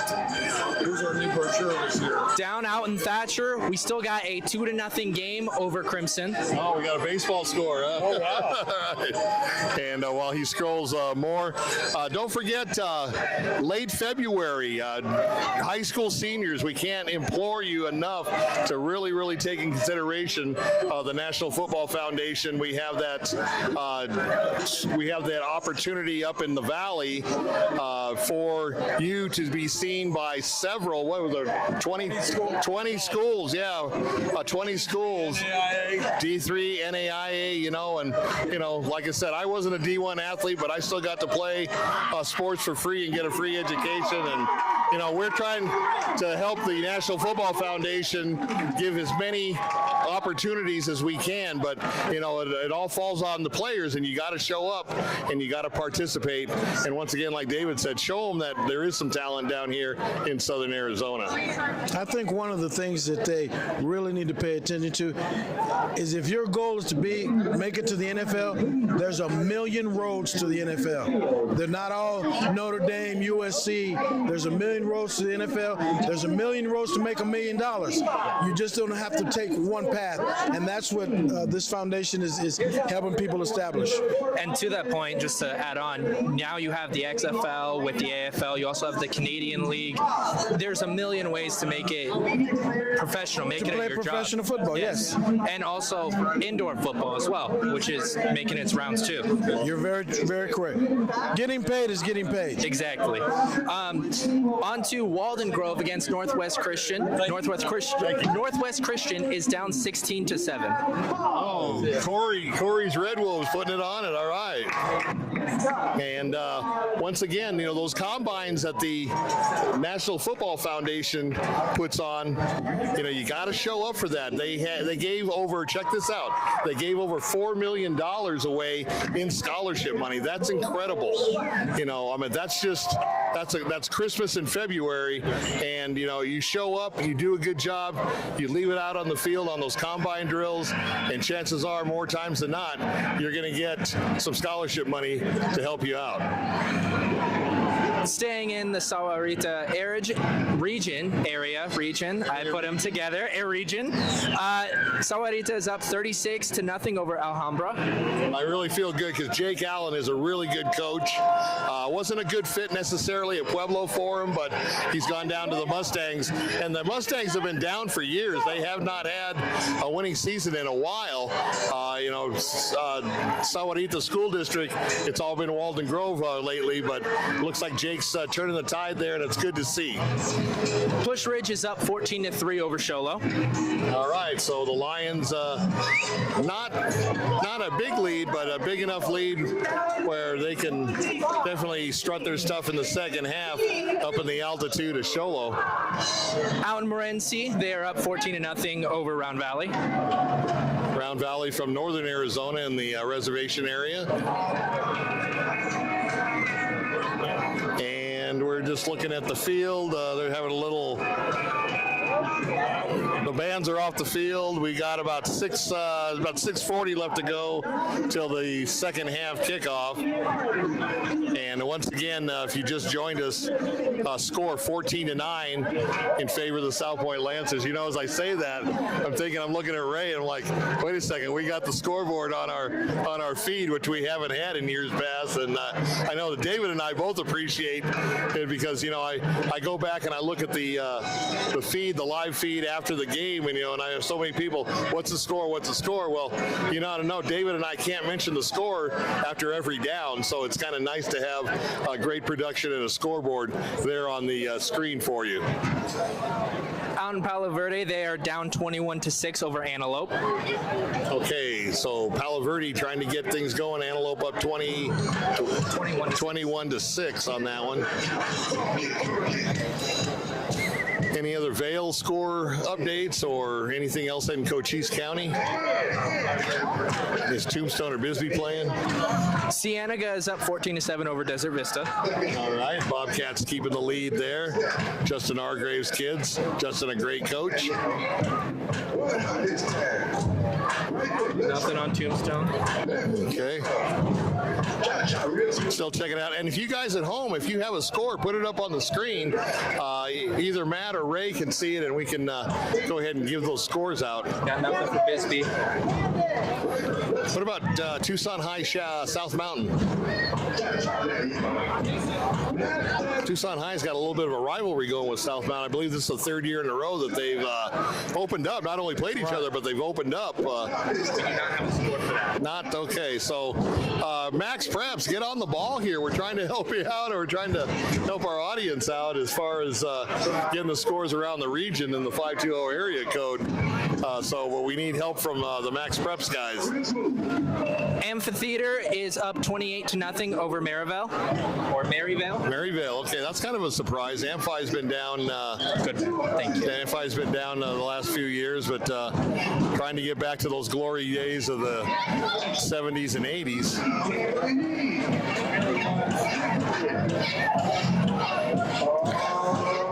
Douglas is down 26-14 over ALA Ironwood. So ALA Ironwood, and that game is in Douglas? Yes. Okay, so the Bulldogs got a little bit of work to do in the second half. Once again, looking ahead, we'll be in Bisbee next week for the Copper Pig. That's what they call it, the game, and they play for the Copper Pig, both mining towns down there, and apparently they have a pig that's made out of copper. That's the trophy of the game. That's one thing I like about the Big Ten. It doesn't matter if it's an early early game, mid-season, late game, both schools always play for trophies. A Paul Bunyan Trophy in Minnesota, and different trophies around the Big Ten. So, got to remember, college football starts in earnest. There's been a few games played, but starts in earnest tomorrow. The Arizona Wildcats will host the guys from next door, the New Mexico Lobos, who got throttled in the second half after leading big going into halftime and losing to an FCS school. And Arizona will be playing their first game under Coach Brett Brennan.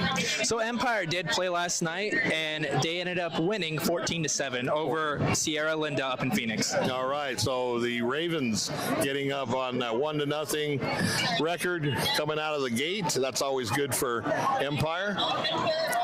And Micah must not be playing, or there must not be a score. I just haven't looked up Micah Mountain yet. Still waiting. I'm waiting for some more TUSD scores. Micah Mountain is playing them. Micah Mountain at halftime is up 14-0 over Poston Butte. Okay, Micah Mountain over Poston Butte. My bad. Poston Butte. Is that a school, or is that some people that go to Circle K, hang out, and then go play? It may be a little bit of both. As the Lancers come back on the field. And still trying to get some more scores. Once again, I don't know if we've had any comments, Ray, on the production, but hey, this is like night and day for the fans. And if you like what you see, let Ray know, let us know. Obviously, we want to always get better here at 520 Sports Talk, and I think we hit a gold mine with Ray EliteZone doing our camera work and our production here at Marana High School. I'm just checking the score because for some reason for the CDO game against Eastmark, it says it's 3-2, but I don't think that's the right one. 3-2, that would be another baseball score. Yeah. Well, you can always recap some of the other games that you mentioned. He's just saying, maybe that He's one not off wrong. of Campbell and Bilby over in that area. If we're going to go out to the airport, let's still call it 13 all Sunnyside and Apollo. All right, so the Blue Devils tied up at halftime. And just to make you feel even better, so you can make fun of me some more, Benson is still down 22-6. Hey, they scored. That's the goal now, just to get points. Don't try to win. You just want to get points.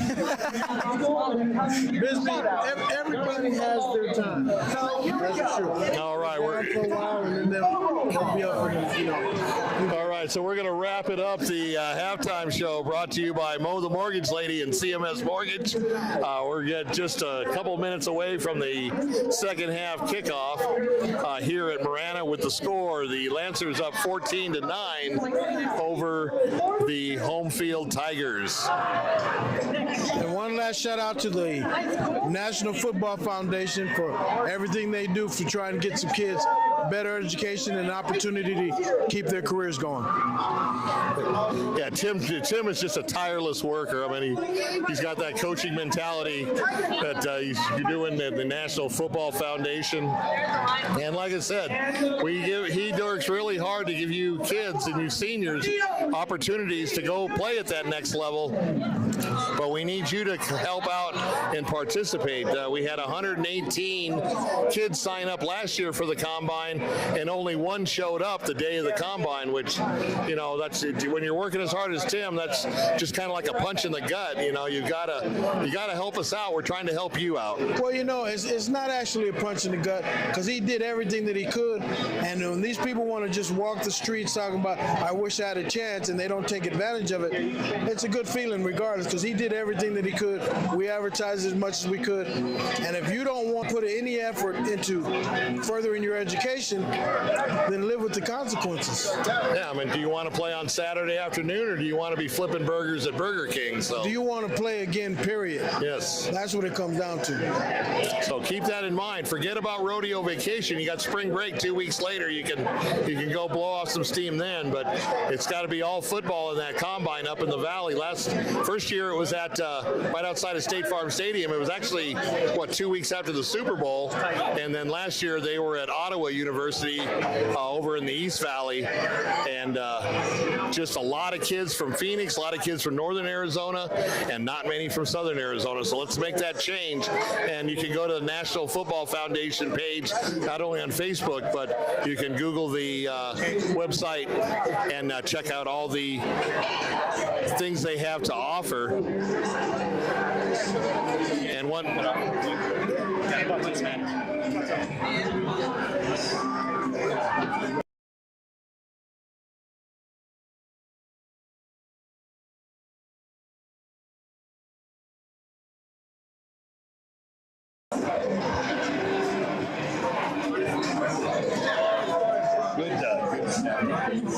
Oh, yeah. Well, you know, he carries a lot of, because you don't have to say much, because he carries a lot of the conversation.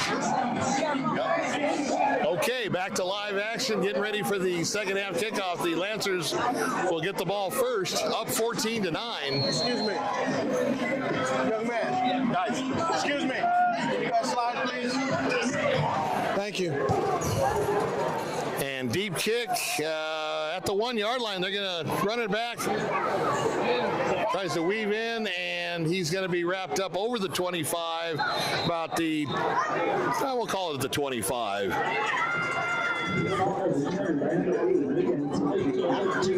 So that's where the Lancers are going to start the second half, 1st and 10. Up by 5.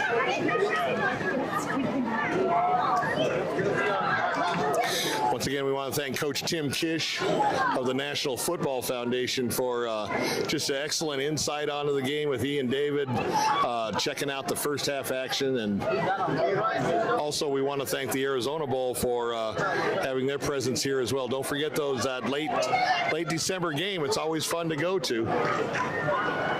So 1st and 10 for the Lancers. Avalar hands it off, and nice run on first down. Spivey up to about the 37. It looks like he got about 7 yards. Be 2nd and 3, and that's actually what you want to do coming out of halftime, is get those short yardages on 2nd down, 3rd down, so you can keep the drive going. Let's see what the Lancers' adjustments at halftime look like.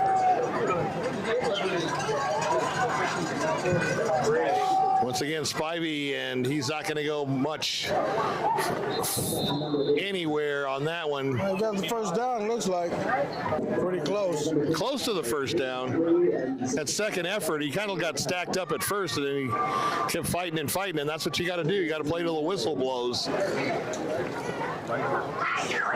They haven't moved the yard marker yet. Oh, face mask. So a face mask on Marana is going to march it up 15 and give the Lancers a first down right at midfield. Once again, penalties coming out of the locker room. And that's not a procedure, man. That's a 15-yarder. You definitely don't want to have too many of those. So Lancers 1st and 10 from midfield. Avalar calls his own number around the far side. He goes a first down and more, and run out of bounds around the 35-yard line. Nice play call by Sal Pointe. Got the Tigers off balance there on the far side. And that was a nice ball fake by the tailback going into the line, because everybody converged on him. Avalar popped it outside and got that big run. Spivey in at running back. So Nate Spivey back in at tailback. And with Spivey fumbles, and Marana looks like they initially had it, but it's going to go back to Sal Pointe, and a lucky break for the Lancers. So Roman Fina, John's son, quick to pop on that ball and keep possession for Sal Pointe.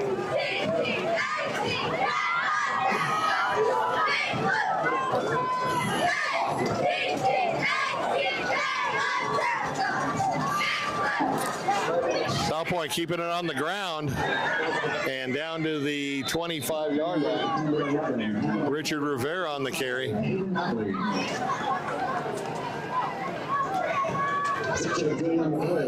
So third and a short one. It might be like a third and a foot. What do you say, David? Yeah, I think you're right. Whatever it is, it's very short. Very short, yeah. And they're just going to punch it forward for the first down.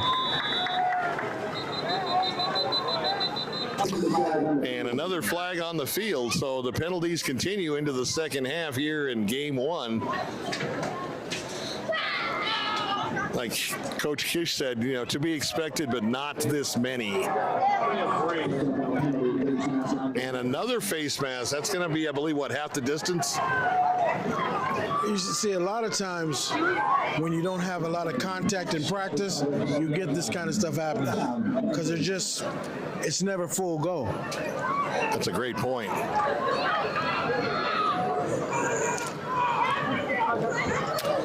Put a man in motion, and he's gonna cut back and get tackled in the backfield for a loss of about 2. Spivey tried to initially come to the near side and then change direction, and when he turned around, the Marana Tiger lineman was right there in his face. You got to make that decision a lot quicker than that if you're going to try to make that type of move.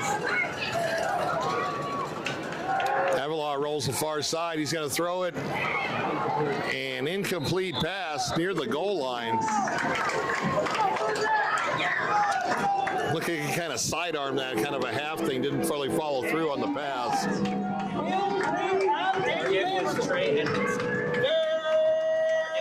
So the intended pass was to Trey Edmondson. So third down and 11 now for Sal Pointe. Trying to punch it in. And looks like they encroached. I didn't see any Sal Pointe lineman jump off sides, and I think he got into the neutral zone.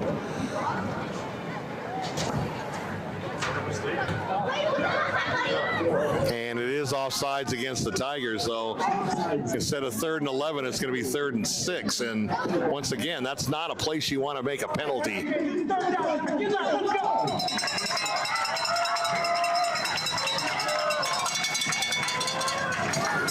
So if Marana comes up on the short end of this contest, they don't have to point any further than the excessive penalties that they have been whistled for so far. And Avilar, trying to get outside, is drugged down from behind right around the 10-yard line. And he's going to lose about a yard. Yeah, this quarterback is having a very tough night. So fourth down is going to bring on the field goal unit for the Lancers. Francone's going to be kicking it. They're going to place the ball at the 16. It'll be a 26-yard attempt for Sal Pointe. Up by 5, trying to go up by 8.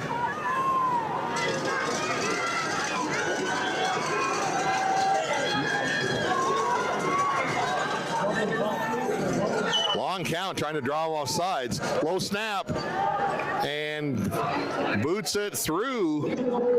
Nice adjustment by the holder. It was a low snap, and the kick was up and good to make the score. The Lancers up 17-9 at the 8:21 mark here in the third quarter.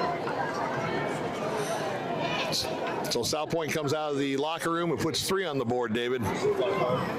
Yeah, that's it's a positive, you know, but the drawback is without the penalties, what would have happened?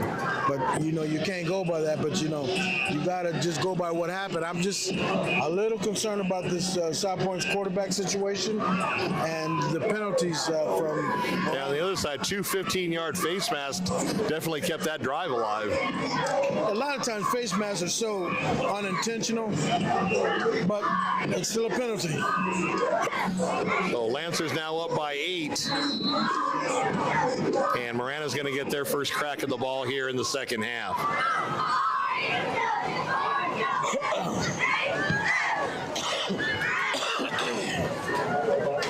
Roebuck. Oh, I guess they don't let him take it out even if you want to. That's kind of odd. Go ahead, David. I'm giving you two That's cents. what I'm just saying. If they would get the rules the same at every level, you wouldn't have to guess on that situation. You'd be like, hey, okay, that's normal. But I do believe once the ball goes into the end zone in high school, it's a dead ball. It's a wrap. Yeah. All right. So, and don't forget college football tomorrow, U of A and ASU, and you may see some of the different rules take effect. Remember, there's a 2-minute warning now in college football. So that basically gives you both teams an extra timeout in each half. Back to pass, and he's going to go down. I believe that's the first time they've gotten to the Marana quarterback. Yeah, because the Marana quarterback's been throwing it away all night when it got a little hot in there. Got the Sack.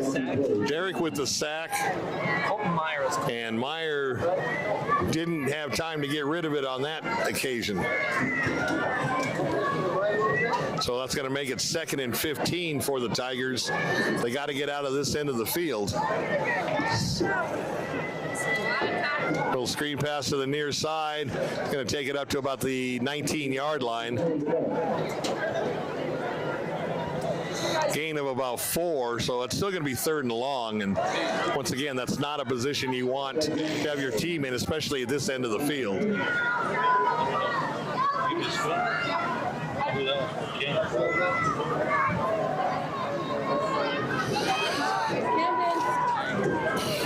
So watch for Roebuck on this play. I'm sure they're going to try to at least look at him. He's going to go long down the far sideline. And not enough. He outran the pattern, and the quarterback's arm strength didn't have enough to get him the ball. So 3 and out for the Tigers on their first possession of the second half. And the Lancers will get the ball back in pretty good field position.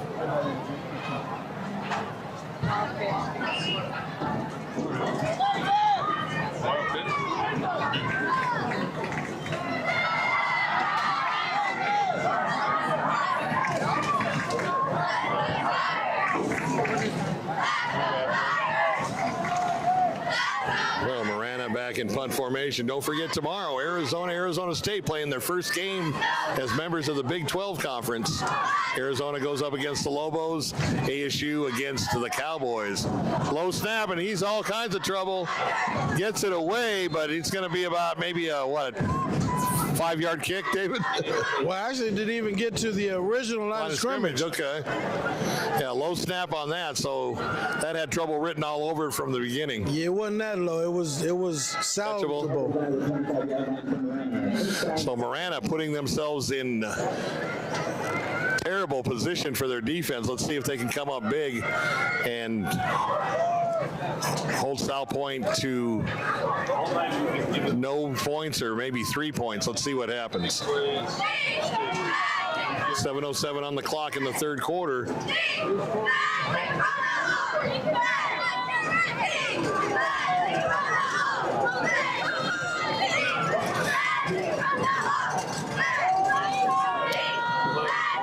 He's going to bust it outside of the sidelines, and a nice gain on first down to about the 16-yard line. So a 9-yard gain on first down. So, David, I find it kind of ironic with both Arizona schools playing, going into the Big 12, but they're playing, their opponents are from the old WAC conference, New Mexico and Wyoming tomorrow. You know, they're trying to get momentum built, and you want to mentally thinking that you pick a team that you should beat.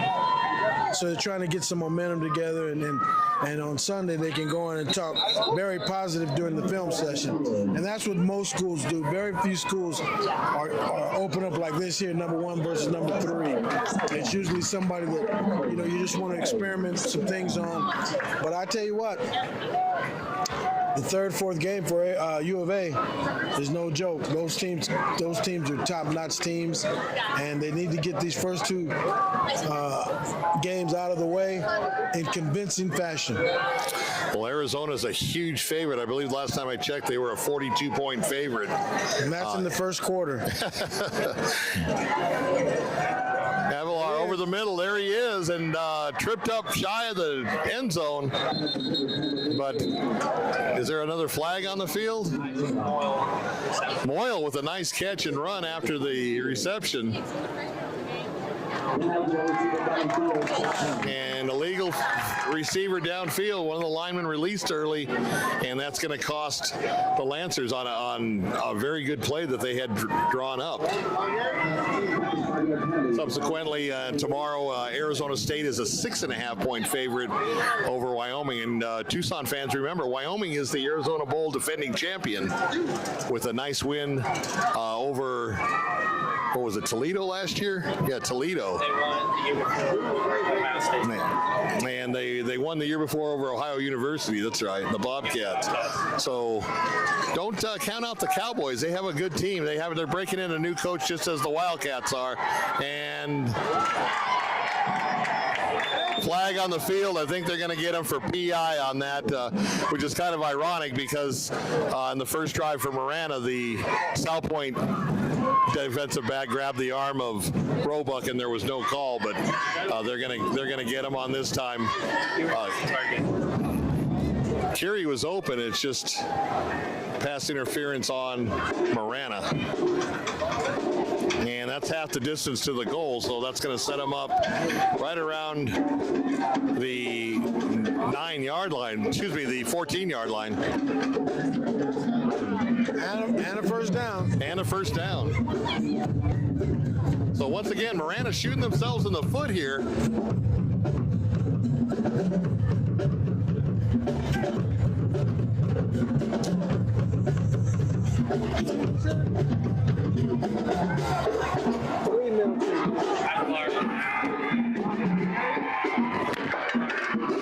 Avalar, touchdown, calls his own number and puts Sal Pointe.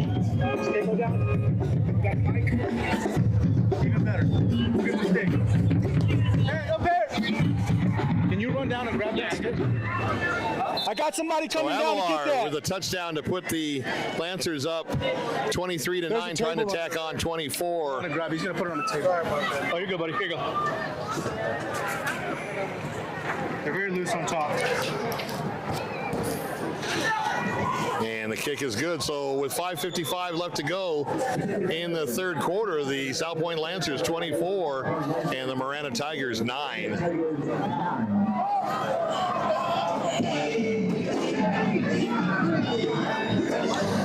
Yeah, I was meeting with the Marana team earlier this year. You know, they had very high hopes for the team.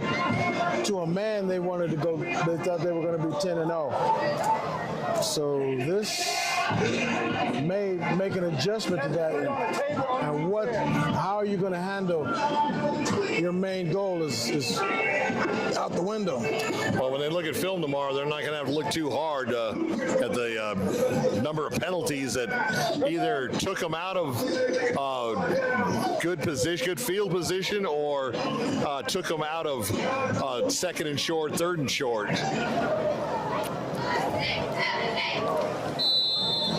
So Sal Pointe starting to exert a little bit of dominance here in the second half, up 24-9. And let's see if the Tigers can answer. Short kick, and that's going to go out of bounds. So that's a break for the Tigers. They'll get the ball first and 10 at the 25-yard line. Yeah.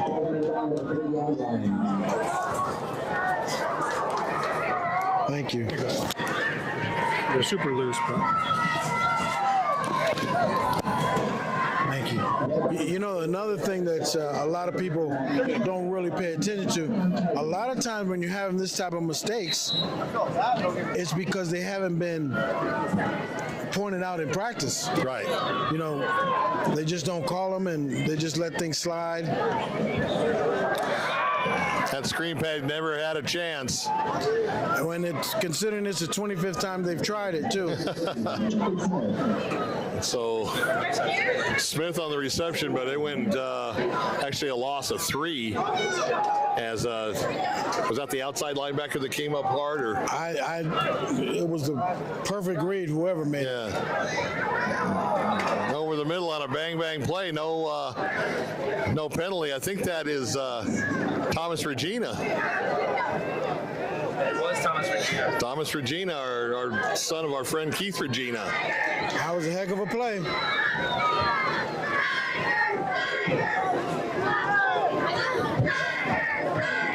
So 3rd and 13 for the Tigers. Rolls to the far side, giving himself some time. Throws it at the last minute, up for grabs. Incomplete. Roebuck was triple covered. That pass had very little chance of being successful with 3 guys on the defense right there, and that's going to bring up a 4th down and 13, and the Tigers are going to have to kick it away once again.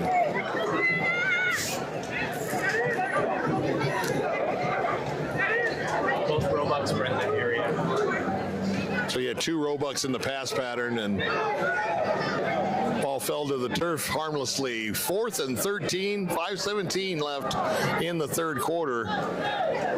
And the Lancers are going to get the ball back once again. And probably pretty good field position as well. Let's see what happens. Let's see if he can boom one off his foot. Last time he had a muffed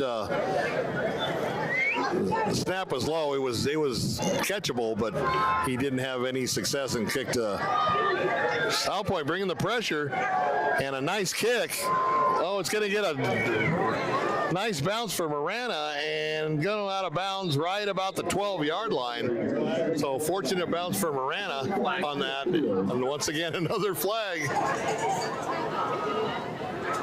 I think our player of the game is the yellow hanky. Yeah. He has been impressive. All over the field. Exactly. Speaking of, we will have a spotlight player of the game, and we want to thank once again Mo, the mortgage lady, CMS Mortgage. She's the one that makes the certificates for our outstanding player of the game, and we will present that to the player next Tuesday or Wednesday. We'll let you know who it is, most likely tomorrow.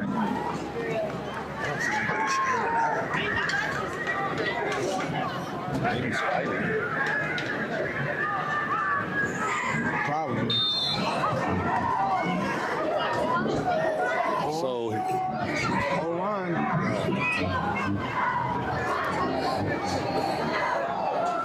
So Lancers find themselves deep in their own territory as a result of the nice bounce that the punt got, and they're going to start 1st and 10 at their own 9-yard line. They got a penalty too. And another penalty flag on the field. Because the ball went out at the 17 and they moved it back. Oh, okay. So there was a penalty on the punt. So the ball went out of the 17 and they got an extra 5 yards on a penalty. I'm not sure what the penalty was, but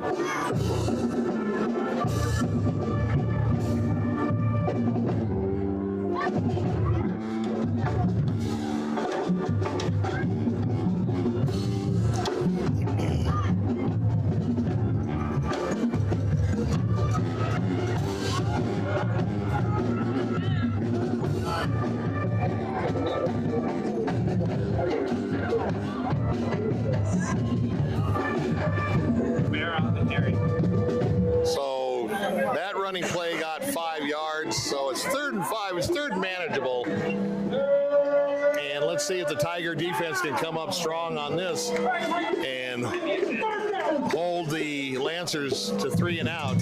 Nate Spivey back in the backfield now for Sal Pointe.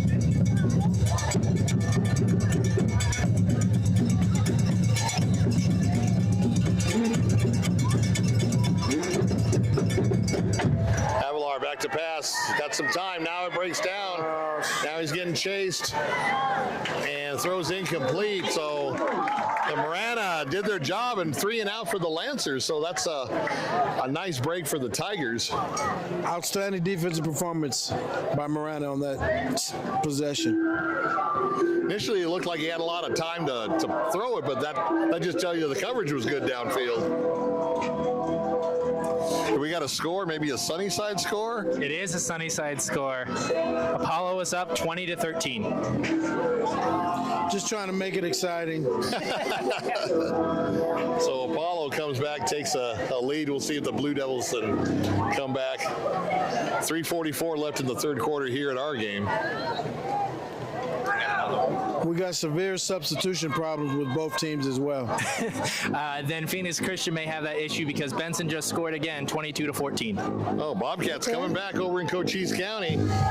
And the punt takes a Sal Pointe bounce, and they're going to down it inside the 35, about, looks like the 32-yard line, and that's where the Tigers are going to take over. So fairly decent field position to start the drive. Let's see what Coach Stewart is drawing up on offense and see if the Tigers can get the ball to Roebuck or get their running game going. Both teams have this is the third time that they've had late substitutions in. So, I mean, those are things that are expected in the first game as well, but not to the level that it has been, like the penalties and substitution. Play calling hasn't been the best play calling either, so nobody's helping anybody at this particular junction. So trips to the near side for Marana, and they run it to the far side. Looked like he got to about the 35-yard line. That would be a gain of 2 for Smith. 2nd and 8.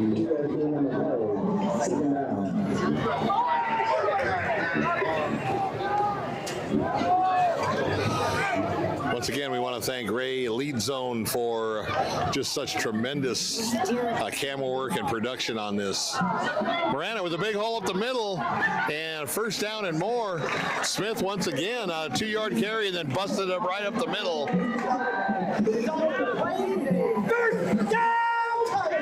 So Marana finally gets a shot in the arm, and then first down on a quick no-huddle play. And Sal Pointe was waiting for him.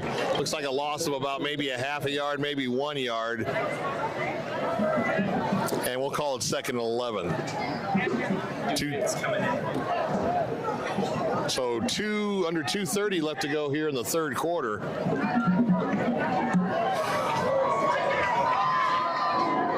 And once again, we want to thank you for tuning in to the 520 Sports Talk Spotlight Game of the Week. First game of a long season for high school. We're excited to be back. And let's see if Marana can keep this drive alive. 2nd and 11. Downfield and incomplete. Once again, double covered. Nice help on the backside by the safety.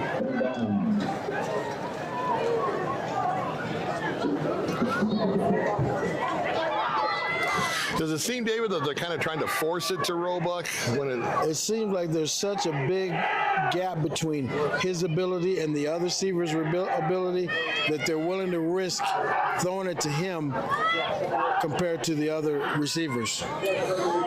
Back to pass going downfield again, and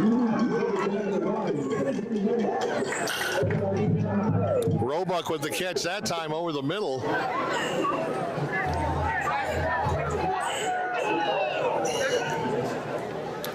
And 4th down still. They've got, seems like Marana's always getting these 4th downs midfield to the 40-yard line, where I think this is a punting situation. I don't know if I would go for it. And busted forward. They took your advice, obviously, Bill. That's right.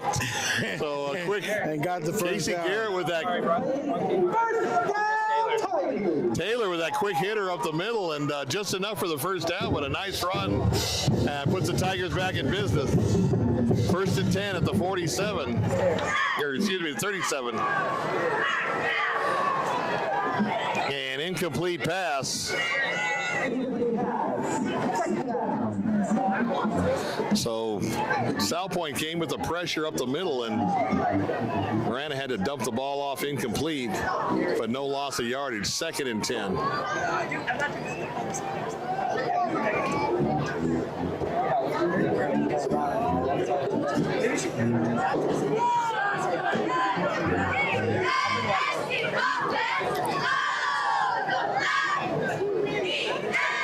So ball at the 43-yard line. Steps up in the pocket now. Gets rid of it late. And Roebuck again. Here he goes. All the way down to about the 12-yard line for Desmond Roebuck. A first down for Marana. And a nice play call. Well, I don't know if the play was a nice call. I know that the effort from the quarterback and the receiver were great. Up to the line real quick, trying to bust it up the middle again. So that's the first time in a while the Roebucks actually had some space to catch the ball. He's been blanketed most of the game by the secondary of the Lancers.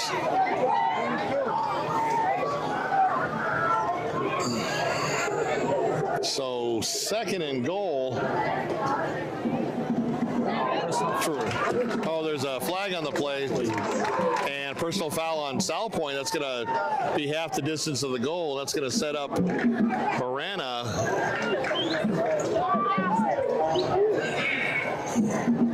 Let's see where they mark the ball. And that was a dead ball foul after the whistle.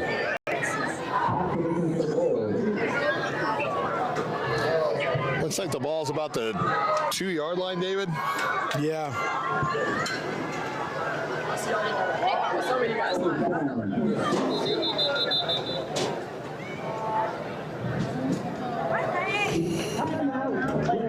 So Sal Pointe wants to talk it over. Coach Ryden brings his troop over to the far sideline.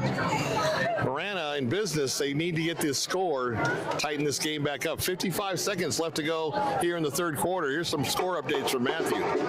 Buena is up over Fairfax 49-7. So Coach Joe laying the wood on Fairfax 49-7. Buena is always an interesting road trip. Douglas is down 46-14 against ALA Ironwood. Okay, so Douglas getting it put on them, and I don't know. I don't think, first game you're looking ahead to your rival, but we're going to see the Bulldogs next week. Cienega is up 21-13 over Desert Vista. All right, so Bobcats up in that game. And we have a timeout on the field here with 55 seconds left to go in the third quarter.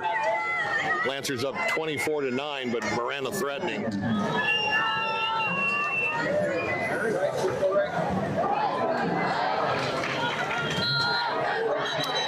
First and goal for the Tigers as a result of that penalty.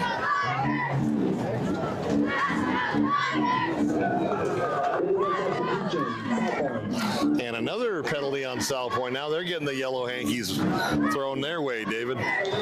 This got to be a record for penalties. I don't even know what to say, because this is not first game jitters like they're talking about. Yeah, it should be not in the second half. You should have. I'm sure it was addressed, but they both teams having too many penalties here. So it's half the distance. The ball was at the 2, so it should be right outside the 1. And is this another timeout? Another timeout. Did Marana call that one? Not sure who they called the timeout. I know Sal Pointe called the earlier one.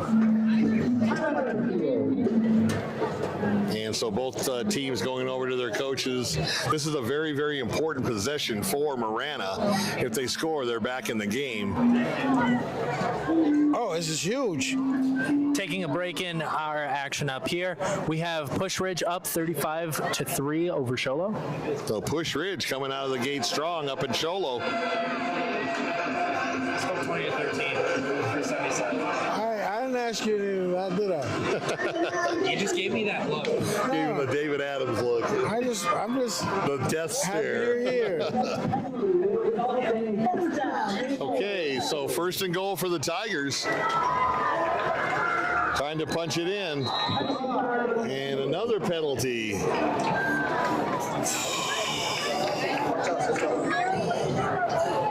Ball's at the 1 yard line, and that's going to back it up to the 6. You got first and goal at the 1 yard line, and you jump off sides. I mean, I don't know what to say. It's more than just the first game. So now first and goal for the 6. Happening in practice. Yeah.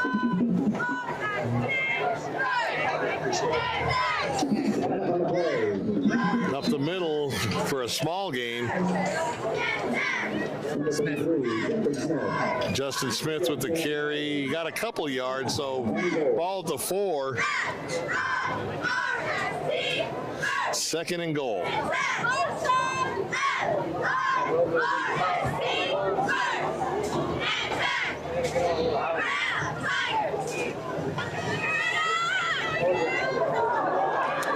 Roebuck trying to twist his way into the end zone is going to be short. I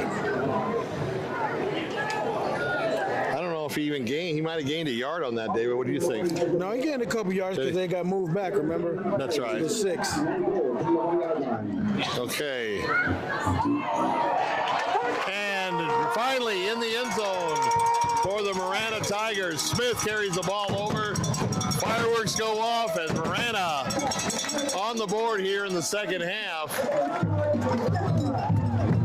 24-15. I know it's still, well, it's fourth quarter. I mean, do you go for 2 and take it down to a 7-point, or you just go for 1 and have to go for the 2 points later?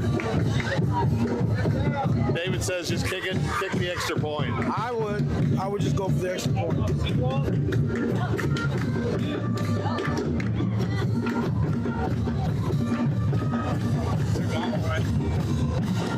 Hey, they are going to go for 2. Sal Pointe up by 9. This is 2 possessions if they miss it. And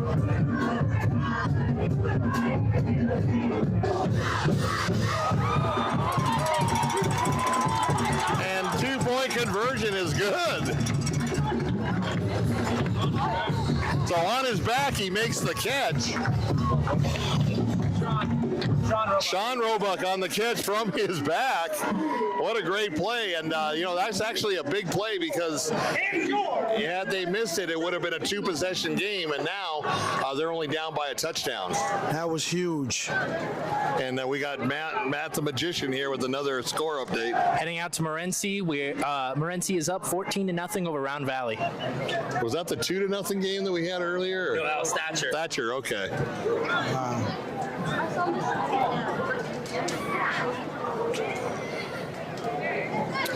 I don't know where all the TUSD scores are tonight. Thatcher's won 15-0 over Crimson. Okay, so they went from 2-0 to 15-0. All right, good times here at the Tiger Stadium, and we're glad you could join us here. Thank you to Barnfire Mesquite Grill and CMS Mortgage. Walden Grove is now down to Northwest Christian, 21-16. Oh, Walden Grove falling behind. So let's see what Coach Noble has in store to come back in that one. That one is in Walden Grove. Yeah, it's a home game for Walden Grove. Oh, okay, and they're just like the Vale teams. They're just down the road from each other. Sahuarita won 43-6 over Alhambra. That's a huge win for Coach Jake Allen. Congratulations to Coach Jake, big supporter of 520 Sports Talk, and we're really happy that he got off on the right foot with his new team, the Sahuarita Mustangs. And the athletic director at Sahuarita, former Wildcat, Mr. Chip. And Sunnyside has not had any change in score. It is still 20-13 Apollo. Well, last time you said 28-13. No, I said 20. No, you didn't. I heard you. Like I said, just making a little excited before we go on and take it in for the win. Sal Pointe with the kickoff return gets away. That's Spivey. And down to about the 33-yard line, 34-yard line maybe. So Nate Spivey doing everything tonight. Special teams, running the ball on defense. I think he may be our player of the game if the score stands. Yeah, that's what I was about to say, because it looks like Marana's not giving up. Not giving up. 24-17. This is a very good game. 11:50 to go. Don't go anywhere. This is going to probably go down to the wire.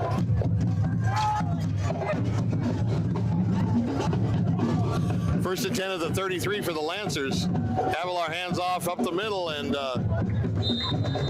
he got about 3 or 4. Nice run on first down.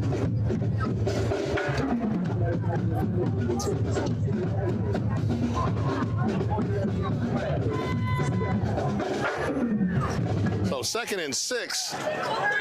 Once again, Avalar to the far side.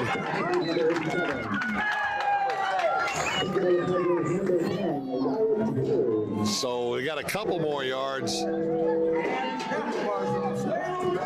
Be 3rd down and 4. This is a big down for the Marana defense. If Marana can hold here, they get a chance to come back on offense and tie it up.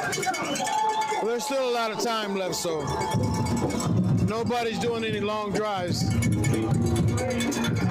And it looks like they are going to get the ball back on a nice play by the front line on Marana.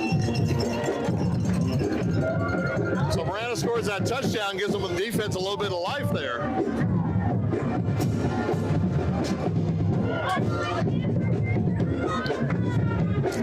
Ball sits squarely at the 40-yard line. 4th and 4, and that's going to bring on the punt team for the Lancers. So nice defensive stand by the Tigers after that touchdown to pull within 7 on a great 2-point conversion. Sean Roebuck on his back catches the ball.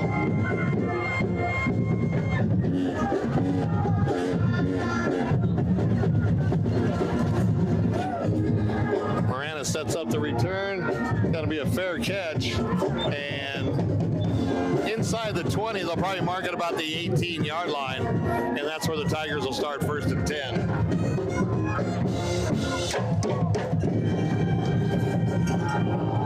Cienega is up over Desert Vista, 21-13. All right.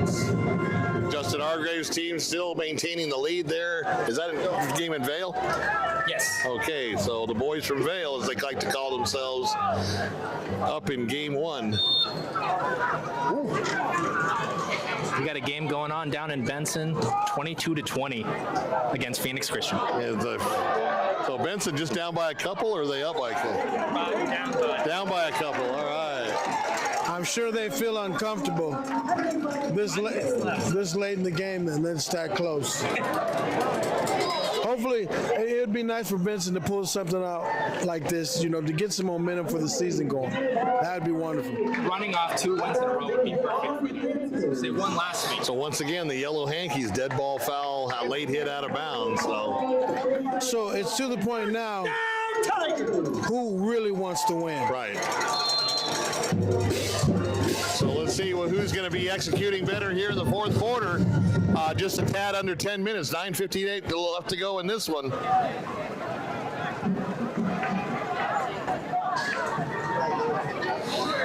Marana, nice run.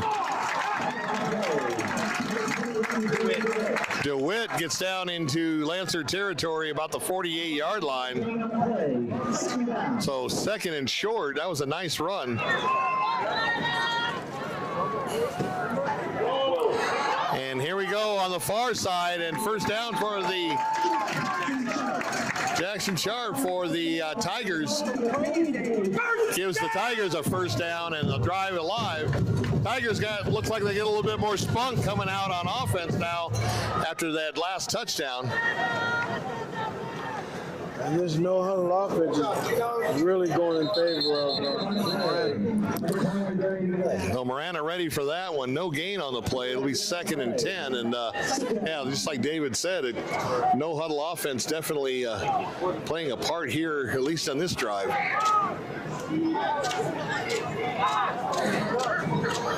Nice play by the Lancers on that last play. Stood them up right there at the line of scrimmage. 2nd and 10. Ball at the 40-yard line. Going deep down the middle. Had him open, and there was a flag. I thought he got grabbed on the way by. Did you see that, David, or what was your... So that's going to be a PI, a penalty, pass interference on the Lancers. He busted wide open, and he just got grabbed.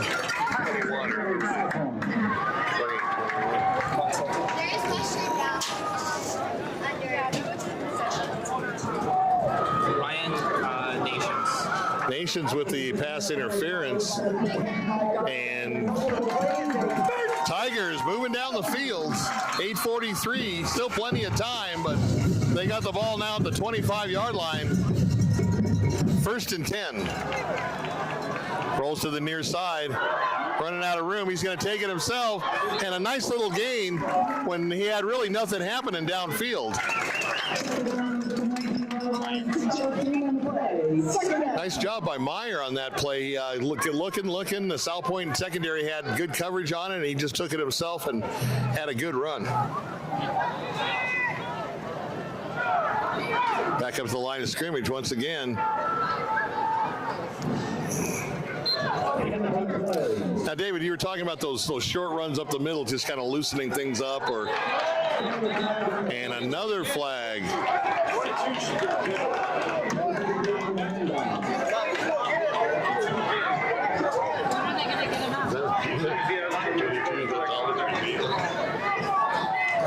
So another unsportsmanlike penalty on Sal Pointe. Yes.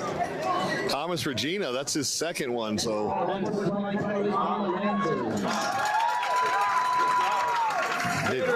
did he get ejected on that play, David? I don't know.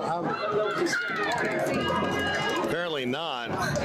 On the second time, you do get ejected, but he's still in the game. So. All right, so nevertheless, the Tigers have the ball at the 9-yard line, 1st and goal.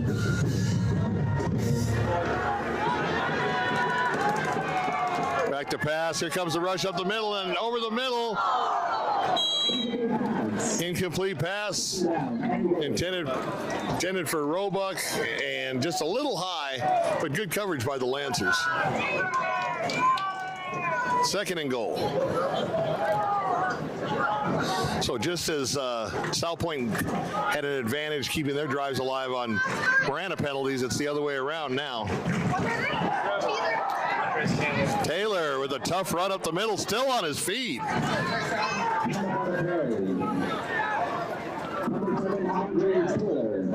So I think he got down to around the 6, it looks like. So a nice tough 3 yards.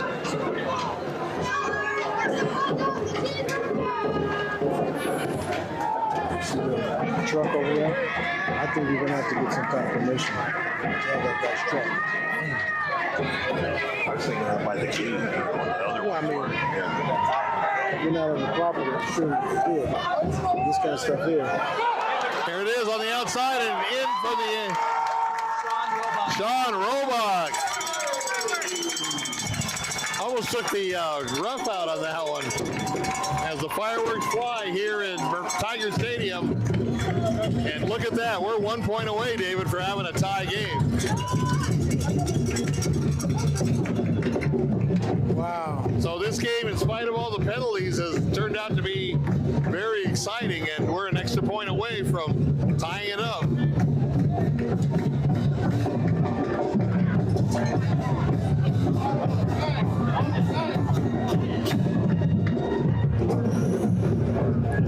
And there was some type of flag, I think, because they're placing the ball down around the 10, and that's not where you place it on an extra point, so.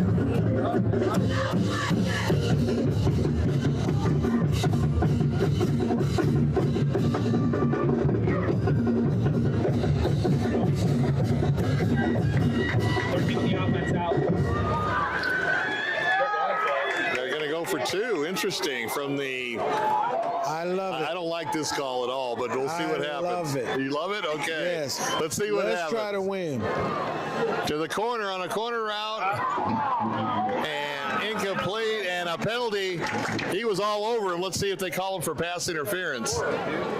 Another thing, he did not turn his head, and that's one thing on a DB. You have to turn your head or you're going to get called for that. So we'll, like they say in pool, we'll re-rack it again, and Let's see if they keep the offense on the field. 24-23, 7:31 left to go in this one. Now would you kick it, David? No, why?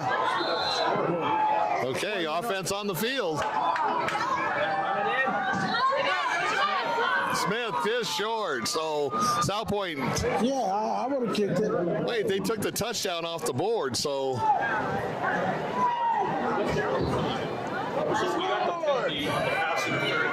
So the touchdown was taken off. The scoreboard it was way late on taking that off, and then had us confused. The score is 44-17, and Marana has not scored yet. Clock running now under 7 minutes. Didn't the guy run it in, the touchdown? That's what I thought. But a penalty on Marana brought that back.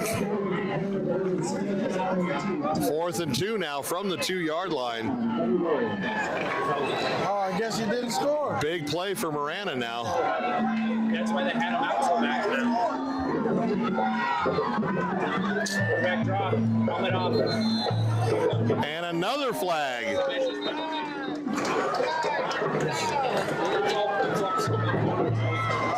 Well, I'll tell you, this they're getting a little chippy down there. I know these guys are rivals. It's the first game, but you have to keep your composure.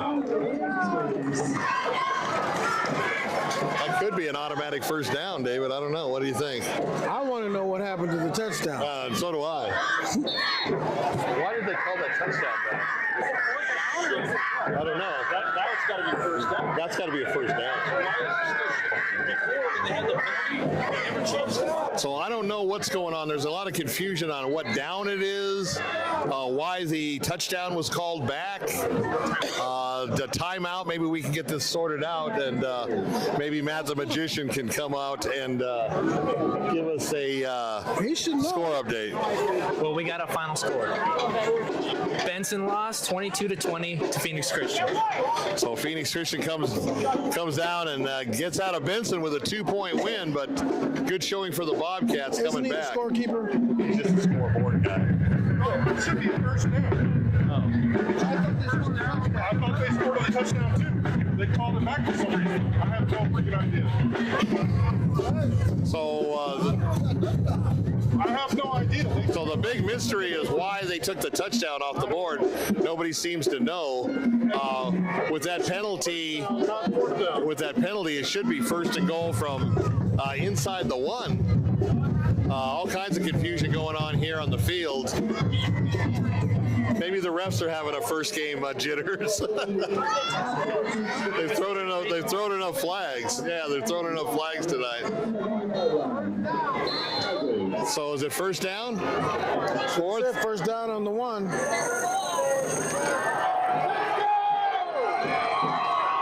And fourth down, son. Spivey with a big hit, keeping them out of the end zone. And Sal Pointe will take over on downs after a very confusing last couple of minutes. We thought that the touchdown was there, bringing it within 1. We thought when they lined up, they were going for 2 and trying to take the lead. And when in essence, they had not got the touchdown, but no communication on the field from the officials up to the official score up here in the booth.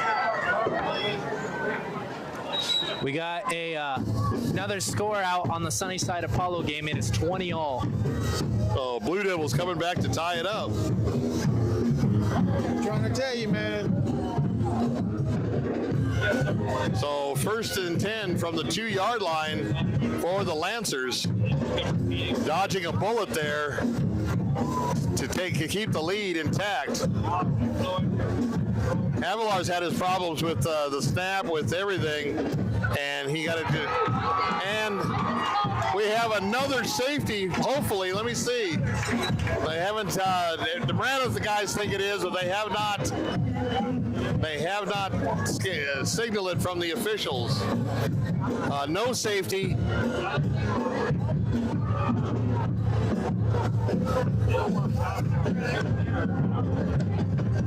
Ball still appears to be on about the 2 or 3 yard line. All kinds of confusion here.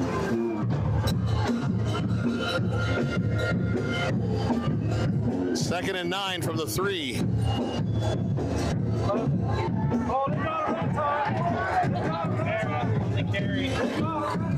So let's see, tackle close to the goal line. I don't think the officials are going to give him the safety though. No, they did give it to him. So Marana pushes through the line of scrimmage, their offensive line at Sal Pointe, and nails the Lancers for the 2nd safety of the game. So that's big in 2 regards. You get the 2 points to draw within 5, and you get the ball back. David, what's your take on the last couple minutes? I don't have the slightest idea what's going on. I guess when we thought it was a touchdown, he must have stepped out of bounds before he crossed the goal line. I'm confused. Yeah, a lot of the thing about it is that they need some kind of direct communication to the scorekeeper. Yeah. Because if he doesn't know why they took the touchdown off, I mean, who would? I would like to see, like you said, have mic up the refs. Let's get a call on over the mics. At least it would help the official score and us here up in the booth. So Sal Pointe not only gave up the 2 points, but they have to give up the ball again to the Marana Tigers. Now Marana came short of tying the game on that last drive, and let's see what kind of mojo they have coming out on this drive once they get the ball. Once again on a safety, I thought they kicked from the 20-yard line. Yeah, the ball's at the 20-yard line. Normally, don't you punt, David? Depending on your kicker and punter, but normally you do punt. Yeah. All right, we got a score update from Matt the Magician. Amphi won over Maryvale 43-8. Oh, Amphi big over Maryvale. Maryvale in Central Phoenix. And congratulations to the Panthers.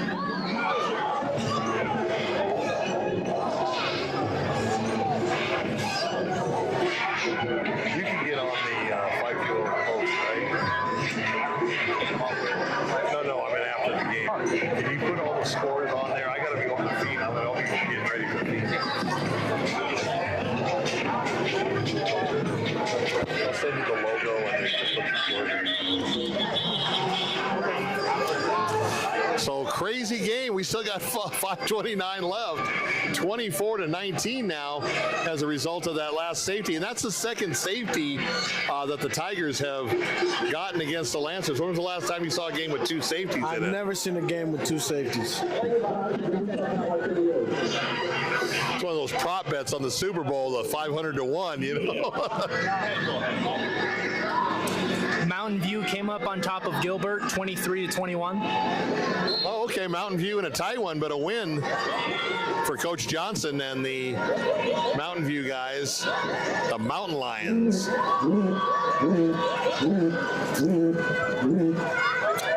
High kick. Taken at the 19. He's going to come to the near side here.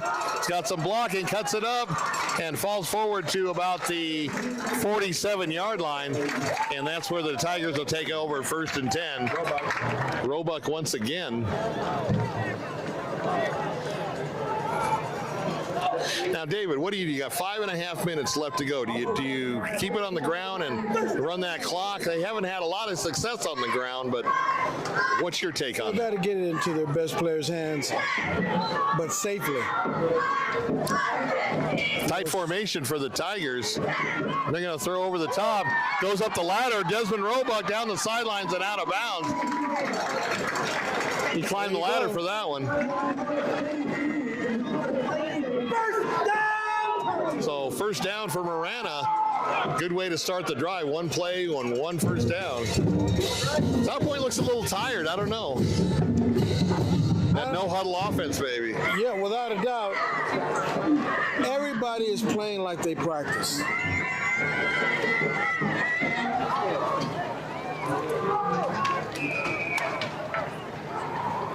And off to the near side, gets around the edge and up the sideline.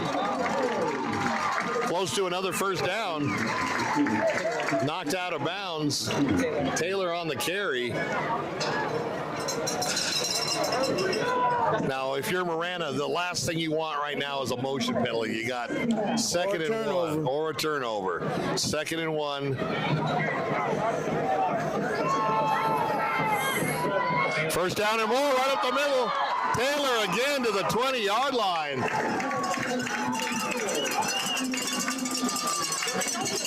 What do you think of that? So that was a great play. We'll let the running back talk about that play. Oh, it was very explosive, good call, a safe call. Everything about that was 100% great. So he hit that hole at full speed. And 1st and 10 at the 5-minute mark now and counting down for the Tigers in the red zone. Ball at the 20-yard line. DeWitt gets tackled in the backfield for a couple yards loss.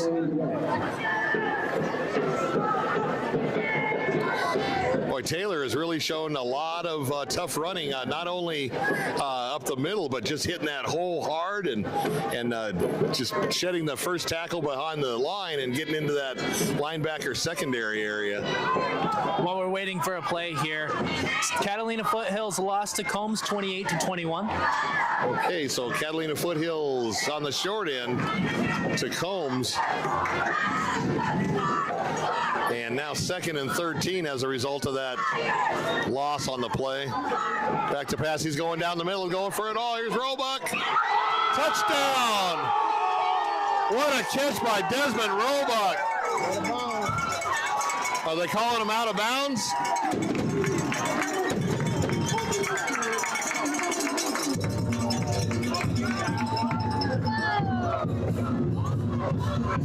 And they're going to call that back. They said he stepped out of bounds, or he was out of bounds. Nice catch. Unfortunately, in high school, no instant replay to challenge the call.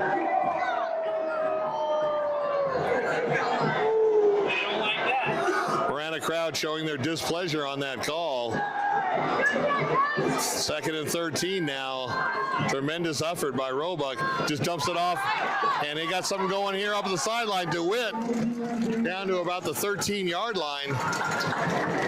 That's close to a first down. No, he stepped out of bounds before, so still a nice gain. 4th and 3 now. You got to go for it. 4 minutes left. You don't want to give the ball back to the Lancers and have them run out the clock. So big down here. Just a disappointing call on that out of bounds call on that Roebuck catch. I couldn't see it. It was close, but we were up here. Flushed out of the pocket. And threw back across his body and incomplete. So the Tigers come up short on something that could have been very special on a couple of questionable calls. And a flag comes down now. It's probably going to be on the Marana sideline. So a couple of questionable calls here at the end of the game. And a lot of confusion on that one drive that we thought Marana had scored.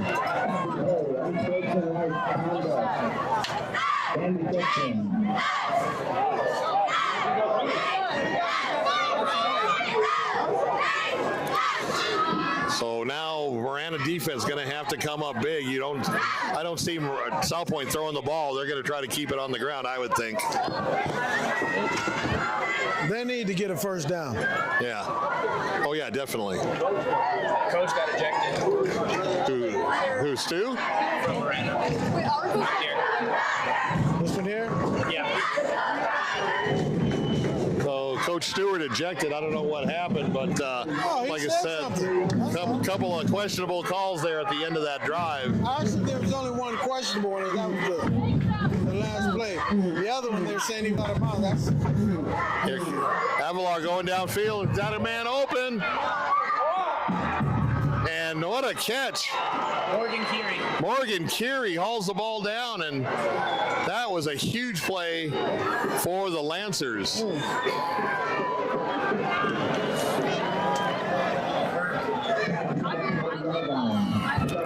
First down.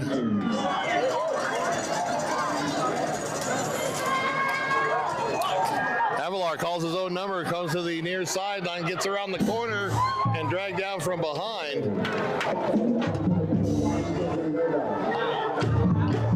Roebuck with the tackle. And another first down for the Lancers. So now the clock's becoming the enemy of the Tigers. They're going to have to come up with a stop or a turnover. What do you do on defense here, David? Bring the house, man. So first and 10 for the Lancers on the Tiger 37. Spivey up the middle.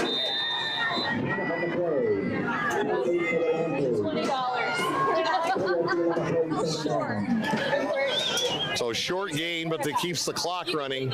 Marana does have all their 3 timeouts left. Sal Pointe with 2 timeouts, but with the ball. Catalina is down 17-8 over NFL Yet Academy. Okay, Trojans down, but keeping it close. Excuse me. I've never even heard of that school.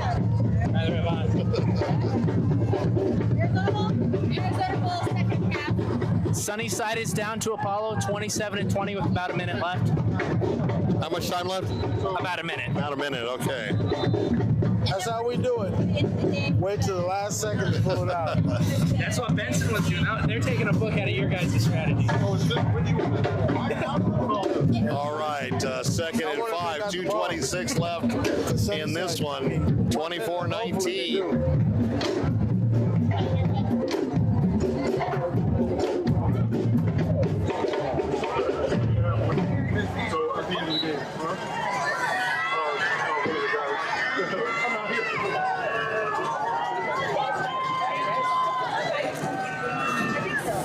Avalar back to pass over the middle, caught.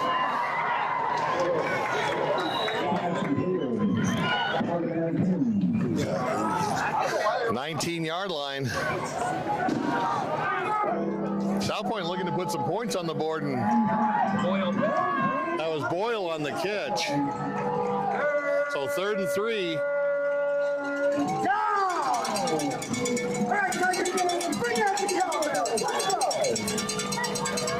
Big play for the Marana defense now. 3rd and 3, under 2 minutes left to go in the game.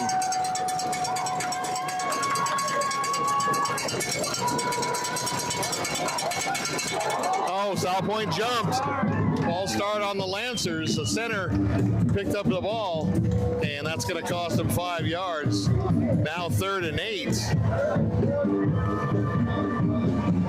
So from a running situation now to probably most likely a pass, I would think, David.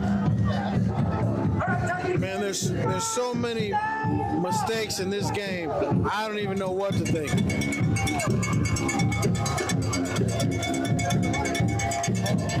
So 3rd and 8 now at the 32. Need to get to the 24-yard line for a first down. 1 minute and 43 seconds left to go.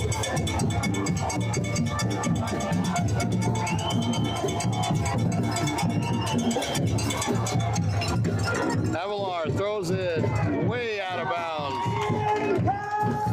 So 4th down and 8.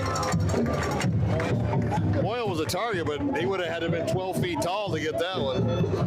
And jump. And jump, yeah.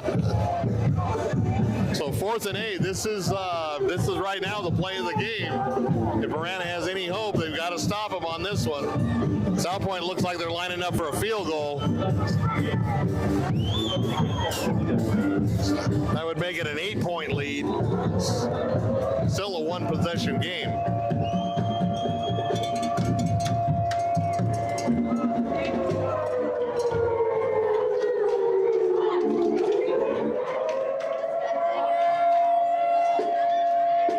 So 4th and 8 here. The closing minute of the Spotlight Game of the Week. Boy, this has been a lot of penalties and a lot of different things happening, but at the end, a very exciting game and still not over. And Lancers take their second timeout. That'll leave them with 1 left. Marana, regardless of what happens here, will get the ball back with 3 timeouts.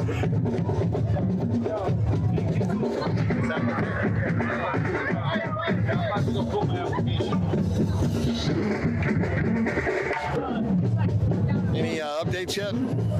Most games should be close to over or over. Max Preps, you got to do a better job of getting these scores up too. I'm telling you. Cienega up 35-13 over Desert Vista. How much time left? Did it say? Did not. Did not say. Fourth quarter. Looks like the Bobcats are going to come away with that one. Did Desert View play today? Now remember, Pueblo plays at 10 o'clock tomorrow morning. Right. So Sly Lewis's team opens up tomorrow at 10 a.m. at Pueblo. It is a whiteout game, so if you plan on going, wear that white T-shirt. Here we go. Ball is down, the kick is up, and it's no good. So Marana holds, but is there yet another penalty? Everybody's Another penalty against Marana. and a penalty against Marana. So it'll be 4th and 3 now from the 27. Are you ready for the call of the day? Fake field goal. Fake field goal? Okay. Pass it to anybody. They're going to be coming. So David's calling a fake field goal. Let's see what happens. Oh, they're not going to do it, but that's what I would call. Oh, okay.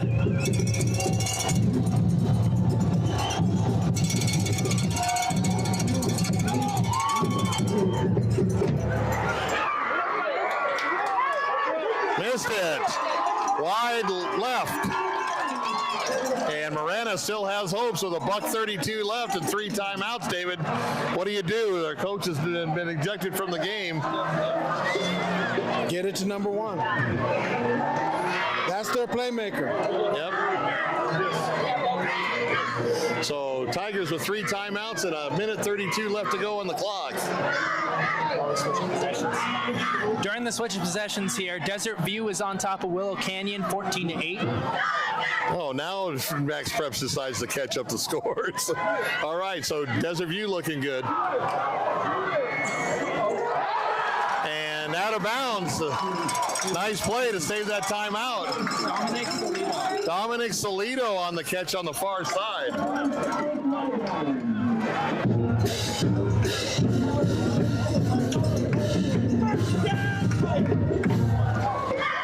In spite of all the penalties and everything like that, if Marana could pull this one out, it would be talked about for a long time.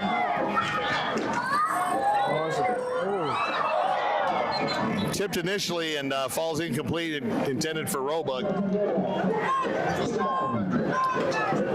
So 2nd and 10, here we go. While we're waiting for another play here, Apollo came out on top over Sunnyside 27-20. Okay, close game that's there. A misprint.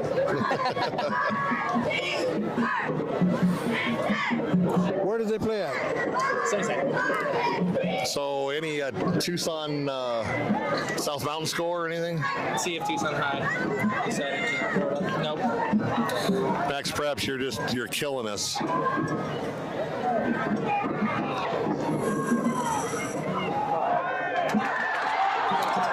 Moses with the catch. Or no, Sean Roebuck with the catch. I thought Moses was with the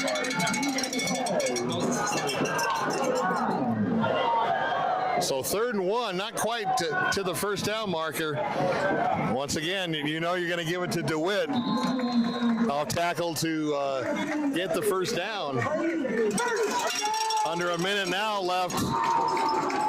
And looks like Marana's going to call their first of their 3 timeouts.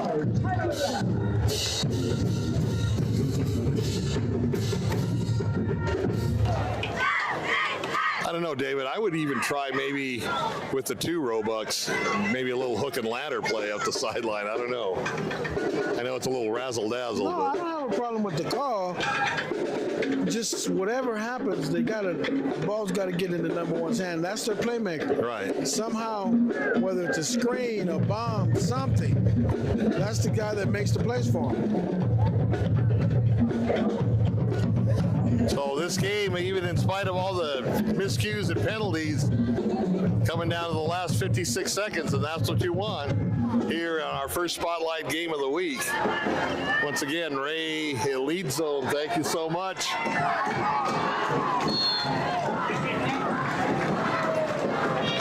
First and 10 for the Tigers. Over the middle. Roebuck again. And out of bounds. He kind of lost yardage, though, going backwards. But he did get out of bounds to save the timeout. Yeah, but when you're trying to make a play, man, you got to do all kinds of creative stuff. So ball in Lancer territory at the 48. And 48 seconds on the clock. Batted down at the line. Casey Derrick with a nice defensive play on the pass that he batted down. Brings up 3rd and 6. So Marana's got to worry about getting this first down to keep the drive alive.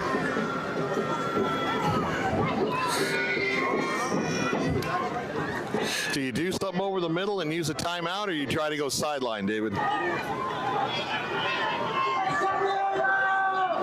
We got 2 timeouts. What's the down and distance? 3rd and 6.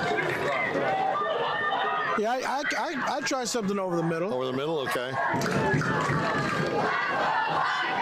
Little pressure now. Gets away from it. Throws it complete and a first down. Tigers.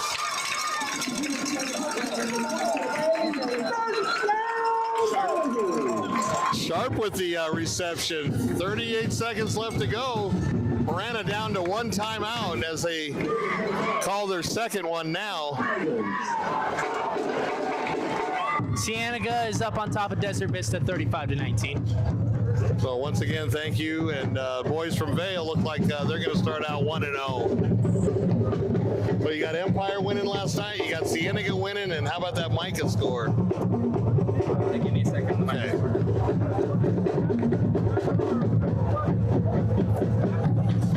And nothing on Tucson High, huh? Neither on Micah. Okay, no score on Tucson High or Micah. They want to try easy preps 365.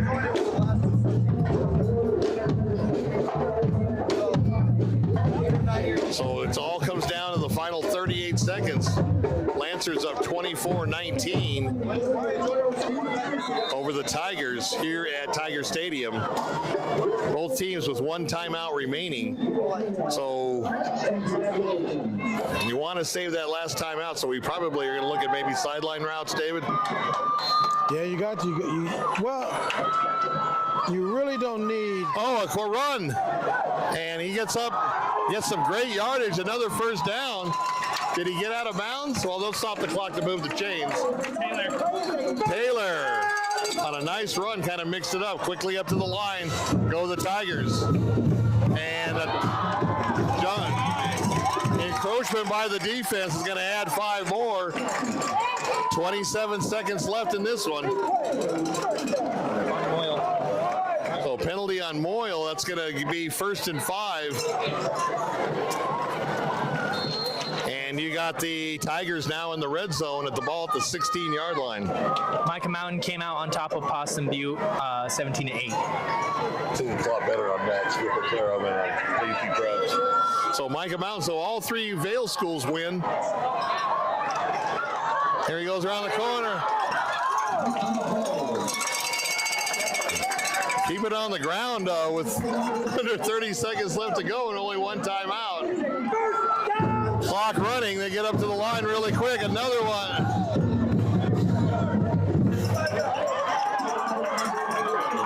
And a penalty. Are they going to put time back on the clock on that one, David? Yeah, if it was before the snap, from what I'm understanding, they had 12 men on the field. So that 12 men on the field should put time back on the clock as well.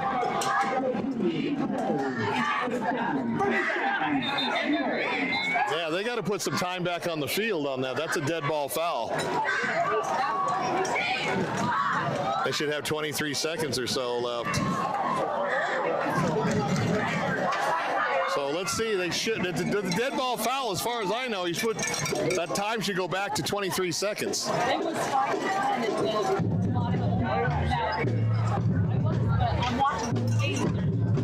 Once again, what a game, what a way to start off the season here. Game 1 of the 520 Sports Talk Spotlight Game of the Week. Excellent camera work, excellent production. David and I have had a good time in spite of all the penalties. This last few minutes of the final quarter have really been exciting.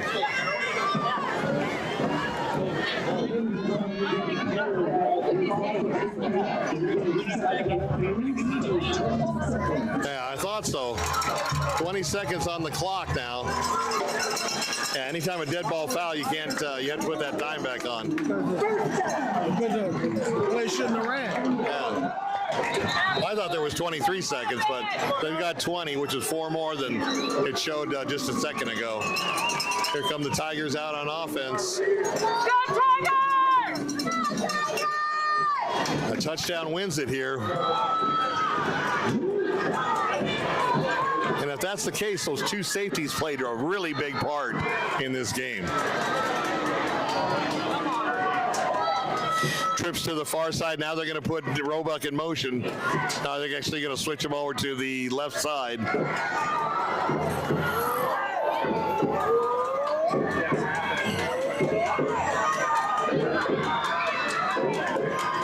They should be. You're almost running out of time. They got to get the ball snapped. Here we go. Touchdown, Marana!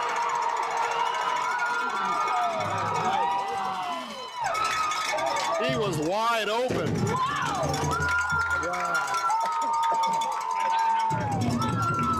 Wow. Dominic Salito on the touchdown catch, and he was wide open. There wasn't a player within 3 yards of him.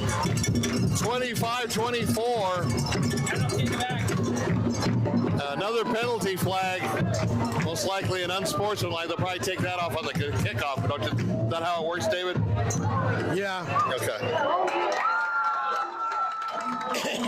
This is the most undisciplined I've seen a Sal Pointe team ever.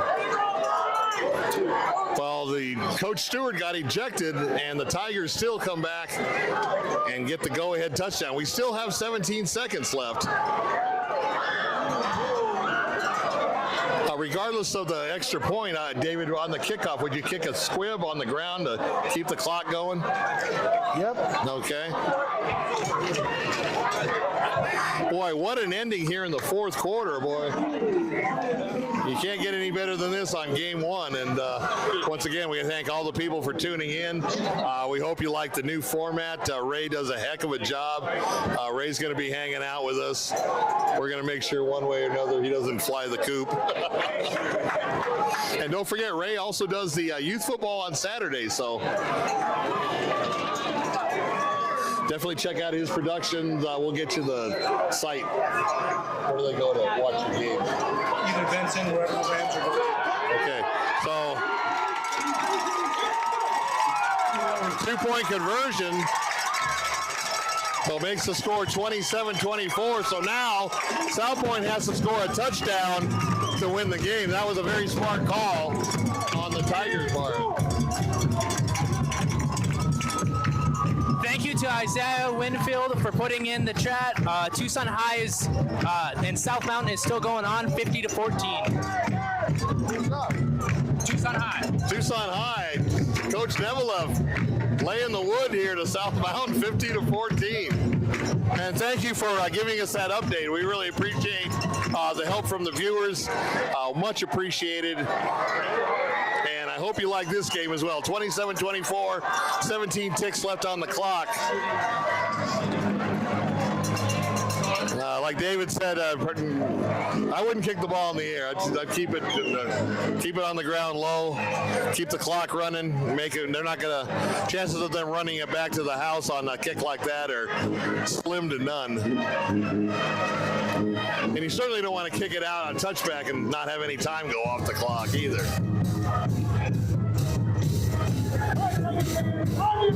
So stay tuned for the post-game show. We're going to do a quick wrap-up following the game.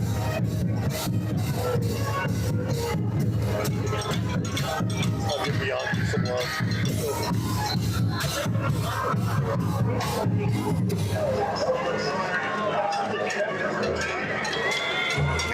want to kick it out of bounds either. So no time coming off the clock, and the Lancers 1st and 10 at the 25. Another mistake by the Tigers. You want to keep that clock running. They had a good idea to kick it low, but he just kicked it out of bounds. And the Lancers don't have any timeouts left either. So that's huge. Maybe watch for some trick plays, David? What do you do with 17 seconds? Look at the Marana defensive secondary. I think they're going to have 3 up linemen and maybe 1 linebacker, and the rest are going to be defensive backs on the field.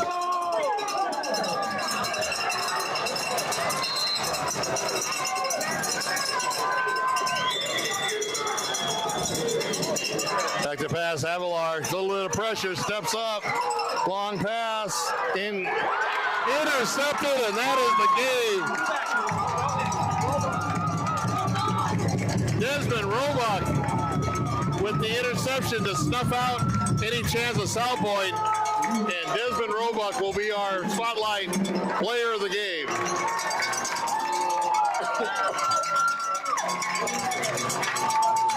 Honorable mention to Taylor as well. He had a hell of a game as well. That's true. Taylor did have a great game on the ground.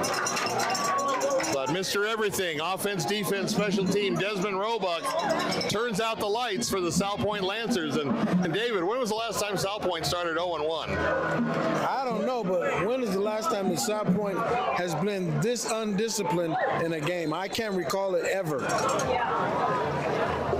I mean, the penalties. And Sal Pointe, Marana takes a knee, and that's the game. Final score, the Tigers come roaring back, and win 27-24 over the Sal Pointe Catholic Lancers. Stay tuned for the Bianchi's Italian postgame show coming up in just a couple of seconds.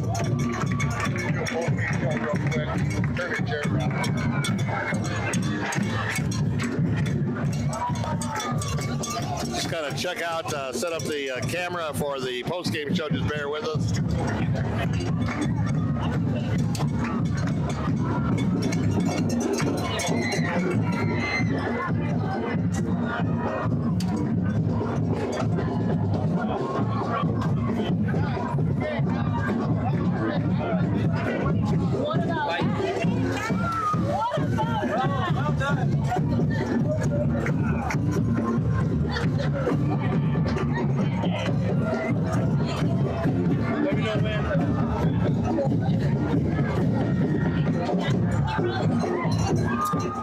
We on?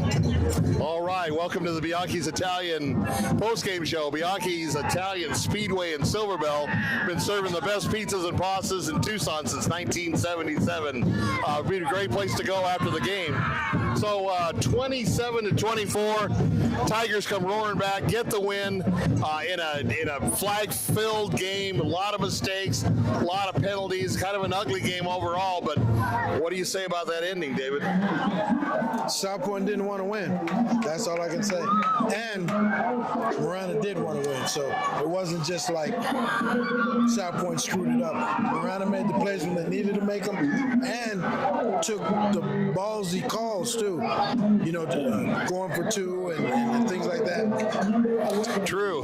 Marana deserves 1,000,000% the credit for this victory.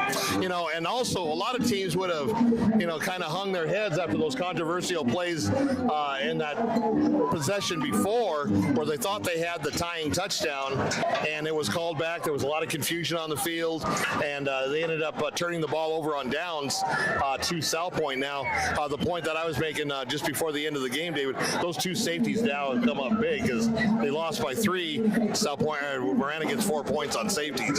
Well, the quarterback was making some not very intelligent decisions today. I mean, wasn't throwing the ball away, not only on the safeties, but on just regular plays.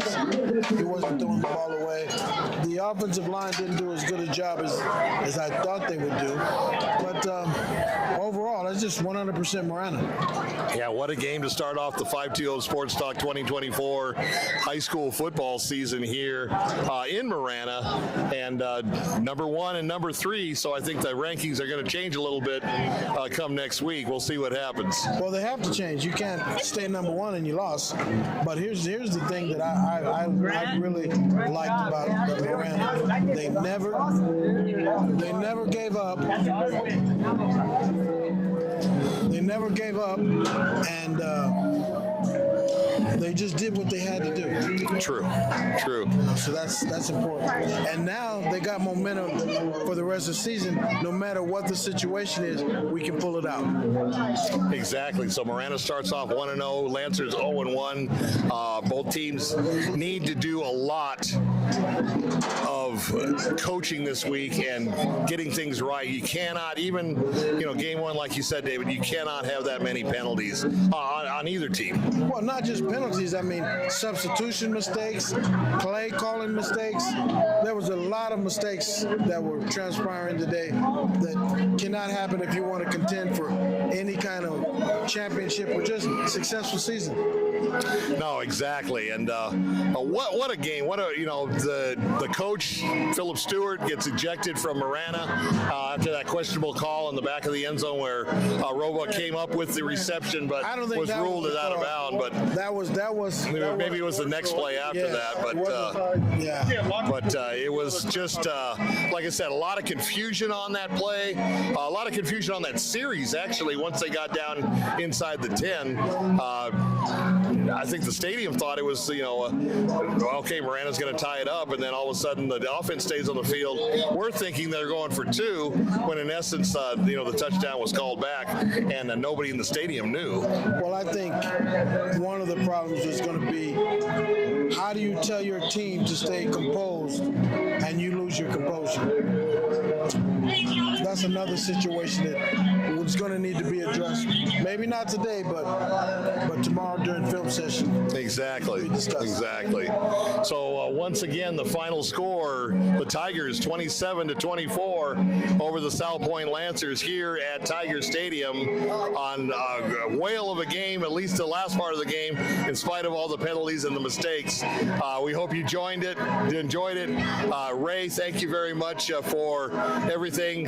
Fans, give us some comments, because Ray did a great job. Ray's going to be helping us out, and I think our production went up sky high at 2,000% over what we've had before. Yeah, it's always, you're only as good as the team that you surround yourself with, and this was definitely taking us to another level. And also some advertisement for Ray, for if anybody needs their games covered, he can get it done for you. So now he will be in Benson tomorrow. The Southwest Rams travel to Benson to play the Benson Bobcat youth football team, and you can check that out tomorrow. David's going to be with Byron on the pregame show with Steve Rivera.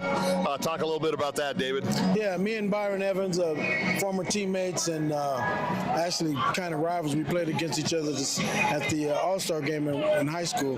But I'm looking forward to it, and I'm looking forward to see what the U of A's got in store for this turning of the page of totally different philosophy. Yeah, both teams, both ASU and U of A, starting their Big 12 first game. Both of them are at home. The Lobos come into Arizona Stadium 42.5-point underdogs, and Brett Brennan coaching his first game for the Wildcats up in Tempe. Coach Dillingham in year 2 of the rebuild.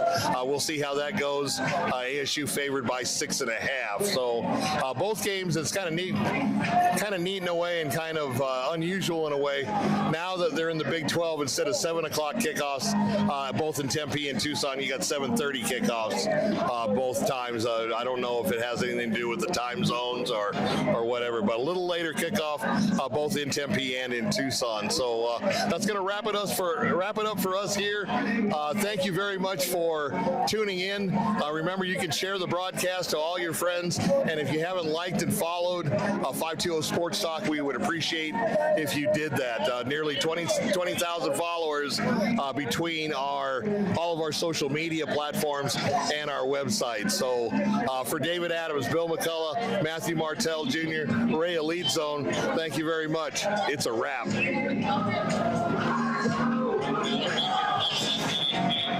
Fantastic, man. Great job. Okay, so that was sweet. I want to look at it. Hey, you guys came to the game of the week, baby.